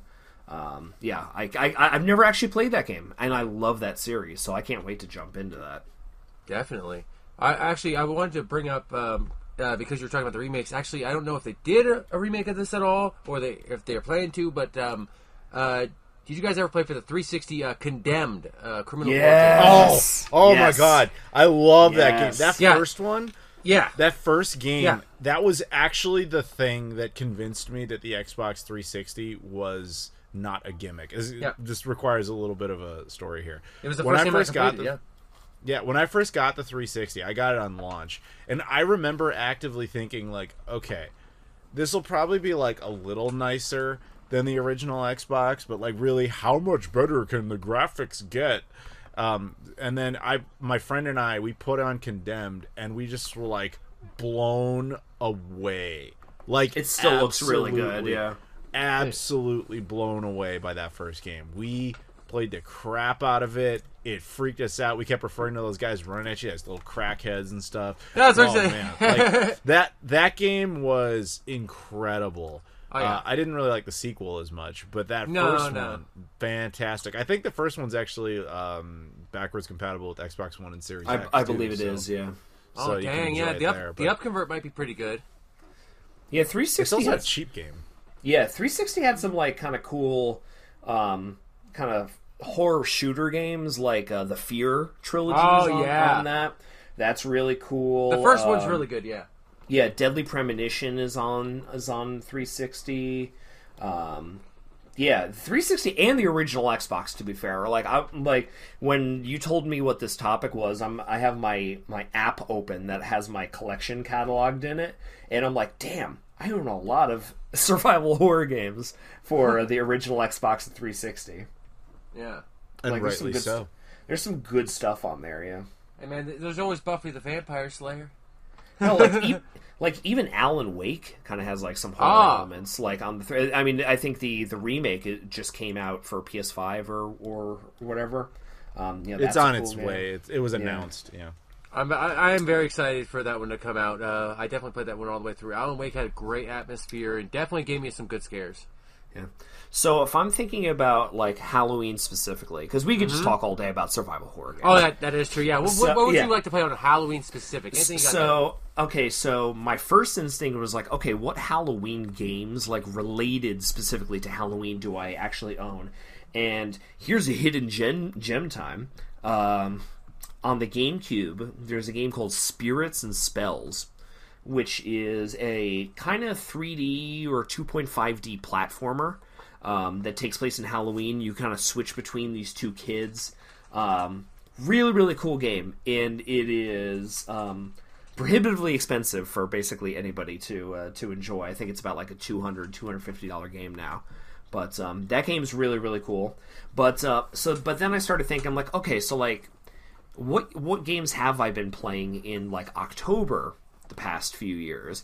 And my mind immediately went to, I'm going to give some love to the current or most recent generation, and I need to talk about Supermassive Games and the Dark Pictures anthology games, which Dark Pictures and its kind of predecessor, Until Dawn, which was on the PS4. So yeah, this company has started doing these basically interactive horror movies where most of the gameplay mechanics are based around dialogue, quick time events, branching pathways, and they all kind of stem like it's what I would refer to as like the video game equivalent of Tales from the Crypt. There's like this narrator who's in all of these games, and each game is almost like a storybook or like this horror like tale like that you would hear around the campfire, and he tells it to you, and he teases you and says like, oh, you're gonna get everyone killed, aren't you? You should have done this, you should have done that. It's very, very creepy, very unnerving. To date, there's 2 games released. Another one's actually coming out in October, and that's why I initially thought of this series, the Dark Pictures games, because they've always released in October, and that's really, really cool. So the first one, kind of that's not part of it, is Until Dawn. Really, really cool game about like these kids going up to be like to a ski lodge and being like trapped on this mountain in a blizzard with mutants. The second one is Man of Medan, which takes place like aboard a ghost ship in the Pacific Ocean. Then the one that came out last year was called Little Hope, which is very, very Silent Hill. I know we're all fans of Silent Hill, and we're kind of looking to fill that Silent Hill shaped hole in our hearts because there hasn't been a new game in forever. Little Hope kind of has that vibe of these people, kind of like these, actually they're students, and they're going through this like on a field trip, and they get stranded in this town called Little Hope. It's kind of like this, like if you've ever heard of Centralia in Pennsylvania, it's like an abandoned town, like unincorporated territory town, lots of fog, and it's basically has like these time travel horror elements, and they need to like figure out a way to get out. And there's a new one coming out this month called Houses of Ashes, I believe, which takes place in like some Egyptian crypt or something, or like, it takes place in the Middle East somewhere, and it has like soldiers are the main characters. All of these games are really, really cool. Not as much like combat, like as you might think from a game like Silent Hill or Resident Evil, but I kind of like that. There's really the feeling of helplessness. The characters are they're kind of cheesy, but it's all acted very well. Like there's kind of some famous actors like Rami Malek from Bohemian Rhapsody is in Until Dawn, and it's just really, really cool games. And every October they seem to come out with one kind of annualized every year, and I always find myself sitting down like with a glass of whiskey and the lights turned off and playing in the middle of the night, playing these Dark Pictures games, and I highly recommend them if you've never played them. I can just imagine Rob hanging out in the middle of the night with a thing of whiskey and turning on Franklin the Turtle too, man. That could also be scary. Tell him what you bought, Rob. Tell him what you bought. I have such a problem. I have such a problem. I bought So wait, back this up a little bit. Please. Yeah, so Rob and I were just in Montreal in Canada, so we went up to a Toys R Us. And what did you do in that Toys R Us, Rob? It's obviously everything's in French, and because we're in Quebec, and so we're in the Toys R Us book section, and I'm like, hey, it's like that Franklin game that me and Adam half jokingly think is the greatest fucking game ever made. Half jokingly. Half joking. Yeah, Franklin may be the turtle, but he's also joking. the goat. He is the goat. And so the game's in French. It's un anniversaire surprise, which is the birthday surprise. Yeah. And so I was like, oh, it'd be. And Franklin's kind of popular in Europe and in other countries. I'm like, oh, I'm gonna look for a book that has Franklin on it, so we could take a picture and have a joke. So it got me thinking, and then I start looking up other Franklin video games, and I find there's actually a couple for the Game Boy Advance. And there's one for the Game Boy Advance which, oh my god, it has, all of these different fucking segments in it. Gorgeous hand-drawn pixel art. It has fucking platforming sections. It has over-the-top RPG, top-down, segments. It has ones that look like Excite Bike. They have ones that look like Echo the fucking Dolphin. This game is, I swear to God, it's I'm obsessed about fucking Franklin and the Turtle games, and that's the real scary shit, is that I'm actually spending money on these fucking games for children. So, this game, I saw this game, and I find, a complete in box copy of it on eBay for, $10, and I had to buy it. Not only did he do that, he actually went into the Discord and started showing it off. And the thing is, Rob doesn't even go in the Discord much, so you knew he was proud of it. The man was proud, like a baby. Fucking brand new Franklin game, yeah. And it was really funny because the whole Franklin thing just really started as a joke. That I think it's I accidentally was here, try heroin. You'll think it's funny, and then he's like, and now he's he's just all fucked up. Yeah, I'm definitely I'm drunk on Franklin. I need to go to Franklin rehab. Yeah, I'm good, man. I can quit Franklin any time. I don't need no turtles. Oh man. Oh my god. Yeah, shout out to I Like Turtles, by the way. He was sitting there talking about the lore of Franklin. He's like, guys, the bear's name is Bear. Good. Glad to hear it. Franklin's the only person with a name. What is that? Are you looking? He's going down conspiracy rabbit holes. Yeah, he's going down the rabbit hole of Franklin. He's going down Franklin's. The rabbit's name is Rabbit. Anyway, we're going to. We got. Okay. All right. Back to Halloween. I don't know, man. This is pretty scary. Right. This is terrifying. I played this game one time where this turtle follows you around, trying to get you to buy all of his merchandise. It's insane. No, the scary part about that game is that there's this Red Rover hide and seek thing. Is that Red Rover? You're talking about the rape bear, right? Yeah, the butt sex bear thing, where it's you have to sneak up on this bear, but if he catches you sneaking up on him, it's awesome. Oh, yeah. It's supposed to be innocent, but the animation, it really doesn't look innocent. That's all I'm saying. It's so fucked up. Yeah, it's pretty bad, man. But yeah, anything. So back to horror games. I actually do got something for Halloween. A great one for Halloween, guys. Check it out. Either the original or remake, Medieval. It's a fantastic game to play for Halloween. Very, very Halloween themed, and a very, very light Halloween themed. It's kind of funny, so it's really a very good one. Definitely not about turtles. It's not about turtles. Yeah. One of the previous topic that we just did with Joseph was remakes that are bad or whatever, or things that you could would have done better. I know a lot of people shat on the fucking remake of Medieval. I've never played either of them, but I do remember people just being not happy about that one. I enjoyed it myself. I had no problem. Honestly, the original one is not the best looking game in the world, honestly. So yeah, the remake did just fine, man. It's pretty much. I guess they wanted more of a remaster than a remake. I guess. Yeah, that happens to a lot of people. A lot of people are hoping for a remaster. They get a remake. They're like, oh, okay. They get a little pissy about that. It happens from time to time. All right, but yeah. Is there any? I'm trying to think about any like survival horror games that really just sucked. Like, I wish I had a good answer. Like, other than like disappointing ones in a series. I wasn't a big fan of Dino Crisis, honestly.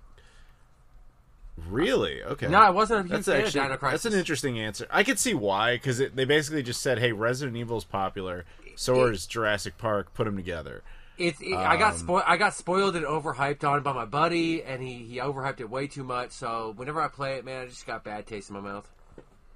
That's fair. I mean, it comes from that. Resident Evil kind of came from a creative spark, whereas I'm pretty sure that Dino Crisis came from well, we own Resident Evil and it's popular, and Jurassic Park is popular. Just do that. Honestly, if I had to say like a series actually that I'm just not a big fan of, that like I give respect to series like that kind of revolutionized the industry or a genre, or kind of started this or whatever. I don't get Alone in the Dark. Okay, yeah, I'm with you on that. I'm with you. I mean, that was honestly the progenitor of that tank control survival horror game. Like, when Capcom was making Resident Evil, they decided to take elements from a game called Sweet Home on the Famicom, and then mix it with Alone in the Dark, which I believe was on the 3DO. It was on 3DO. 3DO, yeah. I know it was on personal computer, absolutely, at that time. Yeah. And kind of combined them. But like, I've played the original. It is rough, to say the least. I played a little bit of the one on the Dreamcast, and I played a little bit of the one on 360. Yeah. And I mean, I'm sure there's more of them than that, but I never liked the one on the those Dreamcast games, is Alone in the Dark 4. Yeah, I know. It's a long series. Wow. There's a lot of games in it. Yeah. You know what else kind of I don't like? That's a horror series. D. Oh, that's interesting. D for the 3DO, PS1, Saturn, D2, Dreamcast. I don't even know what D3 came out on. D4 I know was an Xbox One game. They did D4 on Xbox One? It was even a Games with Gold game. Wow, that I had no idea. I thought that game ended after like D2. Well, see, that's what I'm saying. I don't remember a D3, but I know D4 exists. Maybe that was the whole point. They were just, we're skipping ahead. I don't know. What about what was the game on the Saturn? Enemy Zero? Did you like that one? Okay. I don't remember ever really playing it. No, I never played it. Kind of like I think it's a first-person kind of horror game. Like, it's kind of sci-fi horror. Sure. Think like Aliens or whatever, yeah. The thing is, around that time, you have to remember that Resident Evil, redefined the horror genre. Yeah. And so there was a lot of people making stuff. And while we've made fun of some of these and talked about ones we don't like, I want to give shout out to a couple that were actually pretty decent from that era that nobody remembers. Deep Fear for the Sega Saturn. Deep Fear, yeah. Which it came out in Japan and it came out in Europe. We never. Oh my god, that one actually is scary because of the oxygen. Honestly. Right, the oxygen meter always freaks me out, man. It gets on my nerves. Right, and I'm glad you know that game in detail. That makes me happy. But yeah, that game, it was actually a Resident Evil clone made by Sega themselves. So that one's actually pretty neat. Although the American version of that game has since leaked online, so if you want to go through those types of means, it is available to you. And the other one that actually was recommended to me by Radical Reggie, and I picked up in the UK, is a European exclusive PS1 game called Chaos Break. It is I forget who makes it, but it is a Resident Evil clone, and it is actually a pretty good one. Oh, nice. So those are, if you like OG Resident Evil horror style, those are some of the gems of that era as opposed to Resident Evil's own, Capcom's own clone of it, Dino Crisis, which you are not a fan of. Yeah. Oh my god! I'm trying to think of like ones that I forgot. I can't believe I fucking forgot Eternal Darkness. Holy shit! Oh yeah, Eternal Nintendo's yeah. horror game. Yeah, Fuck. God, I love that game. You're like I mean, somebody? yeah, I mean, you want to talk about just games that were revolutionary in their gameplay. That is absolutely one of them. The sanity meter has been often imitated after that, and I don't think any game has ever done it as creatively as Eternal Darkness did. No, not at all. Absolutely. Great mechanic, definitely fun, engrossing story is goes with Eternal Darkness. It definitely, if you haven't played it before, please don't look anything up on it because it's an awesome story to discover on your own. That's all I gotta say. Yeah. It's like right under my list under Dead Space here. Yeah. Which is more like if you were looking for more like action-y, because if you're looking for action-y horror, like and more relatively new, Dead Space is really good. Of course, there's a lot of good recent stuff out. Resident Evil Village is pretty dang spooky. I'll tell you that much. Little Evil, Little Nightmares is really good. Oh actually. yeah. And the second one, I haven't played the second one yet though, so I don't know how good that is. So I haven't played either of these as much as I should, but I was starting to think about like obscure horror games that I have, and when you said that, Evil Twin for the Dreamcast, I've never played that one. It's a European only release. It's one of the harder ones to get for that reason, but also being a good game and a horror game. There's also Illbleed. We did get that one though, but that's another one that's a tough one to get. But I was, as I'm sitting here thinking about it, I'm like, the Dreamcast had more survival horror than I thought off the top of my head. Wait, did Evil Twin have that like little kid with like the red hair, like moppy red hair? Yeah, he kind of looks like Chucky. Yeah, like Chucky or like a weird that Raggedy game Andy. did come out here, but only on PS2. I can't remember. I think I must have saw that in like a review or something, or I can't remember. You probably saw the PS2 version. Okay, it must have been what the it PS2 was. Cause... Yeah, the PS2 version's vastly more common. Oh, freaky as heck. Also, good, decent as Alice games are good to play right now too as well. They're also fun. Sorry, I just dropped that in there. I'm just like thinking of other ones, just kind of like beyond just kind of the generic survival horror moniker. I just got reminded of, because I just got a shipping notification for my physical copy today. Doki Doki Literature Club, which is on Steam, and it's free on Steam if you want to play it. And it just got put on PS4 and Nintendo Switch and things like that. All I could say is play this game if you haven't. It may seem just like a dating sim, like anime girl dating sim, but it has honestly some of the most creative writing I've ever seen in a video game, and a really interesting ending that makes you think and have to like honestly think outside the box to be able to beat the game. Really, really cool game. Doki Doki Literature Club. Play it, please. Sounds fantastic. Actually, sounds pretty good. Let's see.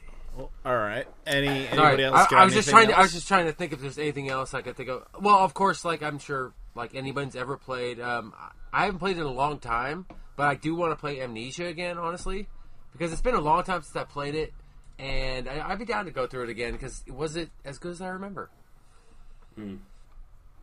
I must be having amnesia because I'm not remembering that one. Amnesia, you're playing as a dude. It almost looks like that Cthulhu game what was for it on? Xbox. It was on PC. Well, it was only on PC? I think so, yeah. Oh, that's why I don't remember it. Okay. Yeah. Fair enough. It's pretty cool. You're a guy. You wake up. You have amnesia. All you know is your name. Your name's David. Oh, sorry, Daniel. Sorry. Your name's Daniel. So you have amnesia, you can't even remember the name. Yeah, I know, right? I know it started with a D, though. Amnesia jokes. I know it started with a D. But, if you're looking for more shooter types, also first-person shooters, great one, of course, is Valve's Left 4 Dead series. Always fun to play. Shoot up some zombies. If you're in a zombie mood and you just want to watch a story, you can always do The Walking Dead. Telltale games are also great as well. So... I actually like those, man. They can be really spooky because some of those things pop out of nowhere and you gotta make the choice quick. Kind of like Until Dawn, which is really, again, a great one, Rob. Yeah. I think that's pretty much all I got. Basically, there's, like, to sum it up, there is absolutely no shortage of amazing horror games for you to enjoy in this wonderful Halloween season. And we hope we introduced you to some ones that maybe you've never played before or never heard of, because survival horror is obviously, I like, from the sound of it, a passion of all three of us in terms of our game collecting and playing. So yeah, it's like, I've been keeping a list during this entire topic, and anytime I hear one that I've never heard of before, I'm like, oh, I'm going to type that one down and look it up. Yeah. It's no Franklin, but maybe it'll do. It's no Franklin, but if I can tear myself away from it, Yeah, but it is funny, though, because you did mention this at the very beginning in the first subject. Sorry, again, Keith, you weren't there for this, but he talks about how survival horror is one of the predictably expensive and rare genres down the road.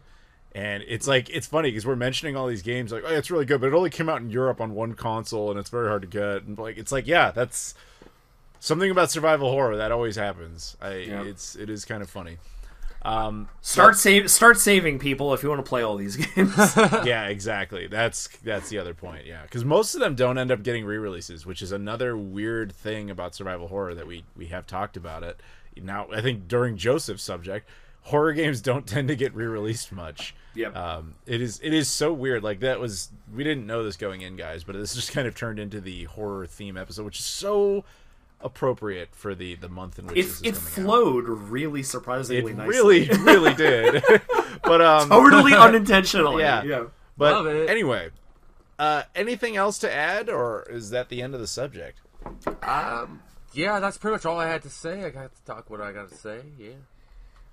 All right. Well, Keith, I want to thank you very much for joining us as always, and of course, we look forward to having you back next month. Excellent. It is time for our final subject of this podcast. Now, technically, this is a little weird, Rob, because this month we actually have 2 Patreon backers who are eligible to give us subjects. One of them is our homie Connor Wright. Do you remember Connor Wright?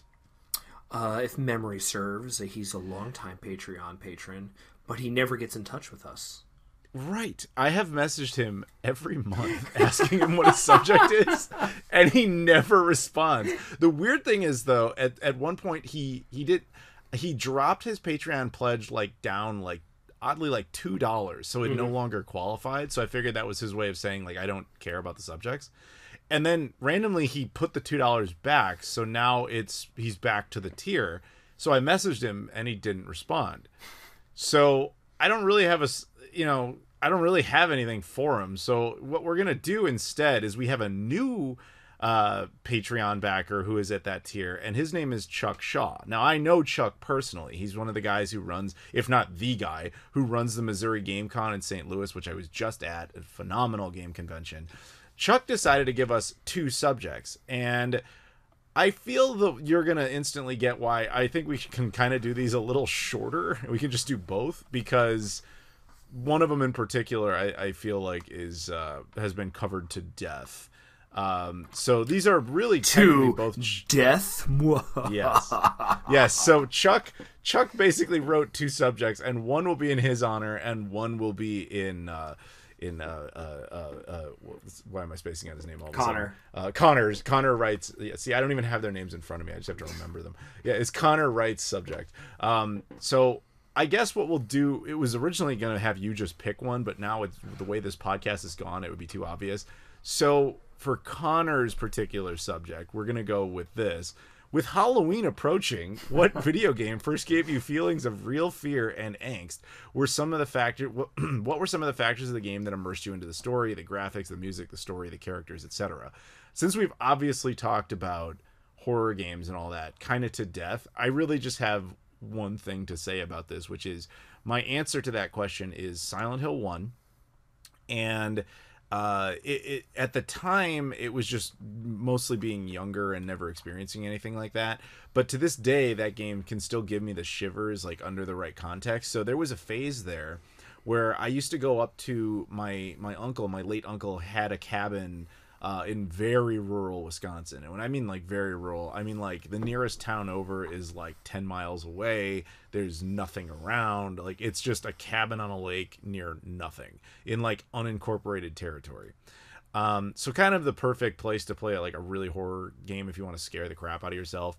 So you just go into this place, and a couple of my friends, we would just go up there and like turn off all the lights in the middle of like really nowhere. And you can hear nature to its fullest extent, and just play Silent Hill and just like freak ourselves out. And that was a lot of fun. So I think we've talked plenty about survival horror, so I'm going to tell you a different game that was kind of the first one to give me like anxiety and just like build tension based on the music. It's going to sound funny. Tetris. Tetris is a game that I consider myself very good at. Like, I play a lot of Tetris. Like, Tetris 99 is like the only battle royale game that I really consistently play. But back when I was a kid and the first time I played it, like, I felt like so much, like, funnily enough, just like apprehension and terror at this game, because it's kind of a masterclass in building tension, because like you get higher and you know that there's like a top of this puzzle tower that's like always going to be a threat, and you need to kind of think quickly and think on your feet, use like your spatial awareness skills, things like that, to beat the game. But also the music increases in pitch and tempo as it gets faster as you get higher, and the speed of the raising of the blocks gets higher. So it's a very stressful game that I find is absolutely wonderful for managing your own stress, just by kind of getting in the zone and just playing Tetris. But I remember as a kid, it was just like I did not like that game just because it was just like it was so stressful to play, just because I wasn't good at it, and it just got like really kind of scary as you got up near the top of the tower. Well, there you go. After all this horror survival talk, the scariest game ever made, Tetris. All right. Thank you, Connor, sort of. Now we'll move on to Chuck's actual subject, I guess, that we're going to go in his honor with. He says, and this is referring to me specifically because we had this conversation a little bit down in St. Louis, but I know, Rob, that you will understand this completely. As someone who gets their musical influences from an alternate medium, such as movies and video games, what would you say your top 3 movie and or video game soundtracks are? Ooh. So for those who don't know, I am not musically inclined at all. I do not have any knowledge of that field. I think like Rob makes fun of me all the time for this, because like I can name like 5 bands ever. And if you're like, what's your favorite piece of music? I mean, I think you literally asked me that on the drive, and I said Superman by John Williams, 1978. To me, that's like the greatest piece of music written in the 20th century. And that's like hilarious because most people are like, that's not even a song. It's like, it doesn't, I don't know what to tell you. I don't know music, and I admit that freely. So Chuck found that fascinating when we talked about it. So that's why he's asking my top 3 movie and or video game soundtracks. So just so people know how it works in my mind, like if a good song is playing, and I'm going to very much date myself because I don't even know if this is a thing still, but if a good song is like playing on the radio or whatever, I have no idea if that's good or not. I have no frame of reference to understand it. The only reason I ever like a piece of music is typically because it's associated with something else I already like. So that's why, like if you hear me listening to a song, like, why do you know that song by like Blink 182? I'm like, because it was in American Pie. But I've never like, I don't know anything about Blink 182. I don't know if they're even a thing still. I have no clue, and I don't really care. But so my top 3 movie and or video games soundtracks, video game wise, it's going to be the Shenmue soundtrack without a doubt. It would probably also be something like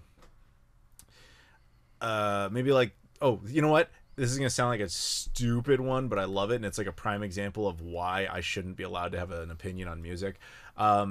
The Mighty Morphin Power Rangers video games soundtracks, the video game soundtrack specifically. Like, you want to ever see true nerddom, I have those songs digitally ripped off of the game. I have them on portable devices such as an iPod.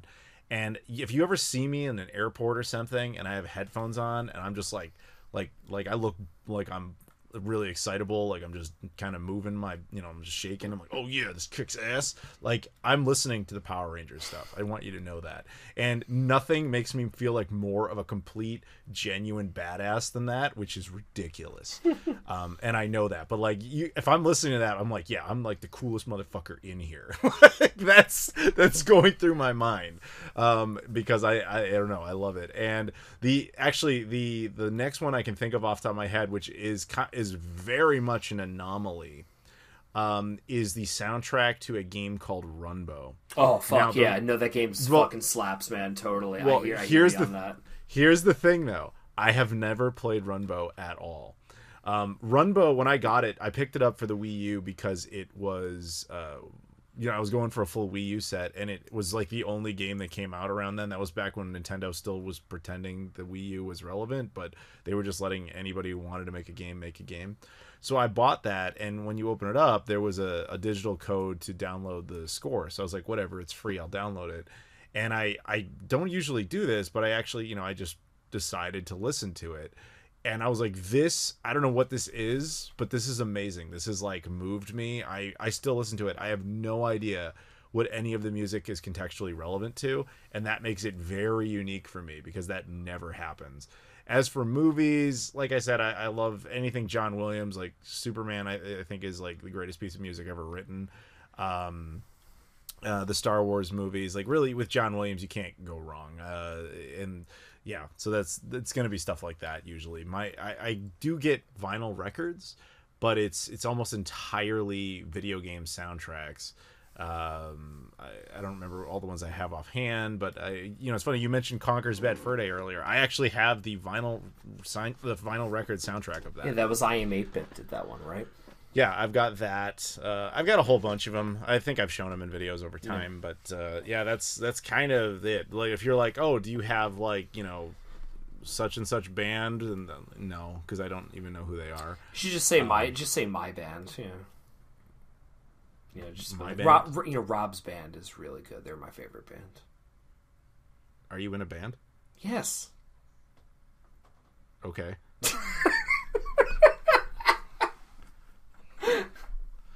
So, are you your favorite band, or are you like messing with me?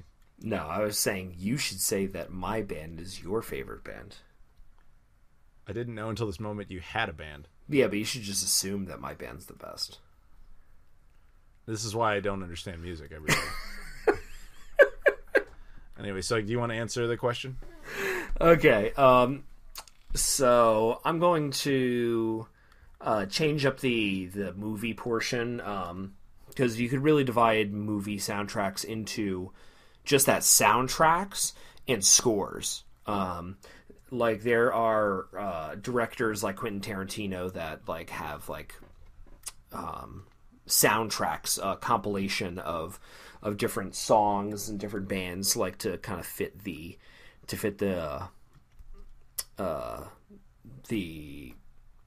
flow of the movie. Like Pulp Fiction's got a great one.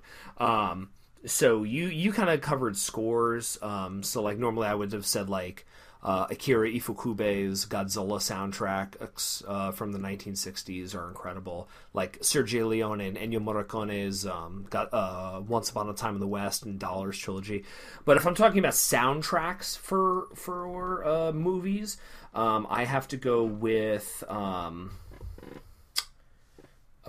Guardians of the Galaxy 1. That soundtrack is incredible. It's designed to be a mixtape of kind of like in the style of the 1970s and 1980s. Lots of power pop, really cool music on there. Basically anything by Edgar Wright. Baby Driver's soundtrack is straight fucking fire. I absolutely love that soundtrack. And I'm going to go with something like Almost Famous, which takes place in the 1970s. And has just an incredible soundtrack of classic rock from the era. So those are my three favorite movie soundtracks. As for video games, I'm going to give you two old and one new. Easily my favorite video game soundtrack of all time is Pokemon Gold and Silver on the Game Boy Color. It's the only video game soundtrack currently, although I do plan to buy more. It's the only soundtrack I own of video game on vinyl. I Am 8-Bit, same guys that did the Conker's Bad Fur Day vinyl, did a release of Pokemon Gold and Silver performed by a live orchestra, and it is just like the most like moving, heartwarming like music for me. The first video game soundtrack that really resonated with me, probably my number 2 favorite, is Sonic the Hedgehog 2 on Genesis. I know a lot of people point to Sonic 3 because like Michael Jackson secretly composed a bunch of the music for that. But I love Sonic 2, Casino Night Zone, and Chemical Plant, and it's just, I absolutely love the music for that game. I would love to own that on vinyl. And then third is actually a video game soundtrack that I'm very obsessed with right now. The game is like a 5 out of 10, 5, 6 out of 10. The art style is incredible, but the gameplay is kind of repetitive and it doesn't really know what it wants to be. But the game's called Where the Water Tastes Like Wine. It's an independent game. And the soundtrack is composed by a video game composer named Ryan Ike, who made this incredible score with repeating themes and period instrumentation done like in the style of like 1920s Mississippi Delta, Appalachia, southwestern United States, all of these different like areas, and it's so incredible. It's very folksy, really kind of rooted in blues and jazz and country, folk, lots of acoustic instruments, and I love the soundtrack a lot, and I'm looking for a vinyl copy of that, but I have not found it yet. Hopefully I can. All right. Good luck. Yeah. Maybe one day you can get the score to Franklin the Turtle on vinyl. I gotta rip the MP3 at least. Yeah. You know what's going to happen as soon as this podcast is over? He's going to look up and see if a vinyl of Franklin the Turtle exists. It is going to happen, and it better happen. I mean, that's the nice thing. That's the nice thing about having an audio podcast is that I can multitask and look it up right now. But that's what he's saying is he doesn't pay attention, and that's fine. Anyway, so I guess that'll do it for this. Thank you very much to Chuck there for that subject, and I guess technically you gave us Connor's subject as well. But so yeah, a big round of shout outs here. Thank you to, of course, our shout outs of Julian Espinoza, Leafy Poo, Luis Bonilla, Loke, Michael Kelly, Trey Wagner, obviously Chuck Shaw, and Connor Wright, but also to the guys who were cool enough to join us. Shout out to Keith, Joseph Tamburino, who I guess is Joe, and it's like my whole life's a lie, man. Nothing makes sense. Josiah. I gotta keep calling him Joseph, though. Joseph Tamburino, and of course Abdullah. Thank you guys very much for joining us. Thank you much for everybody for listening. If you could please like, comment, and subscribe, always appreciated. Join the Patreon. You know, join the party at Patreon. Yeah, exactly. Get early access to all the videos and all that sort of stuff. Follow us on Twitter, Facebook, Instagram, all that sort of thing. It's all in the description. We appreciate it as always. Thank you very much for listening, and we'll see you all later. Happy Halloween.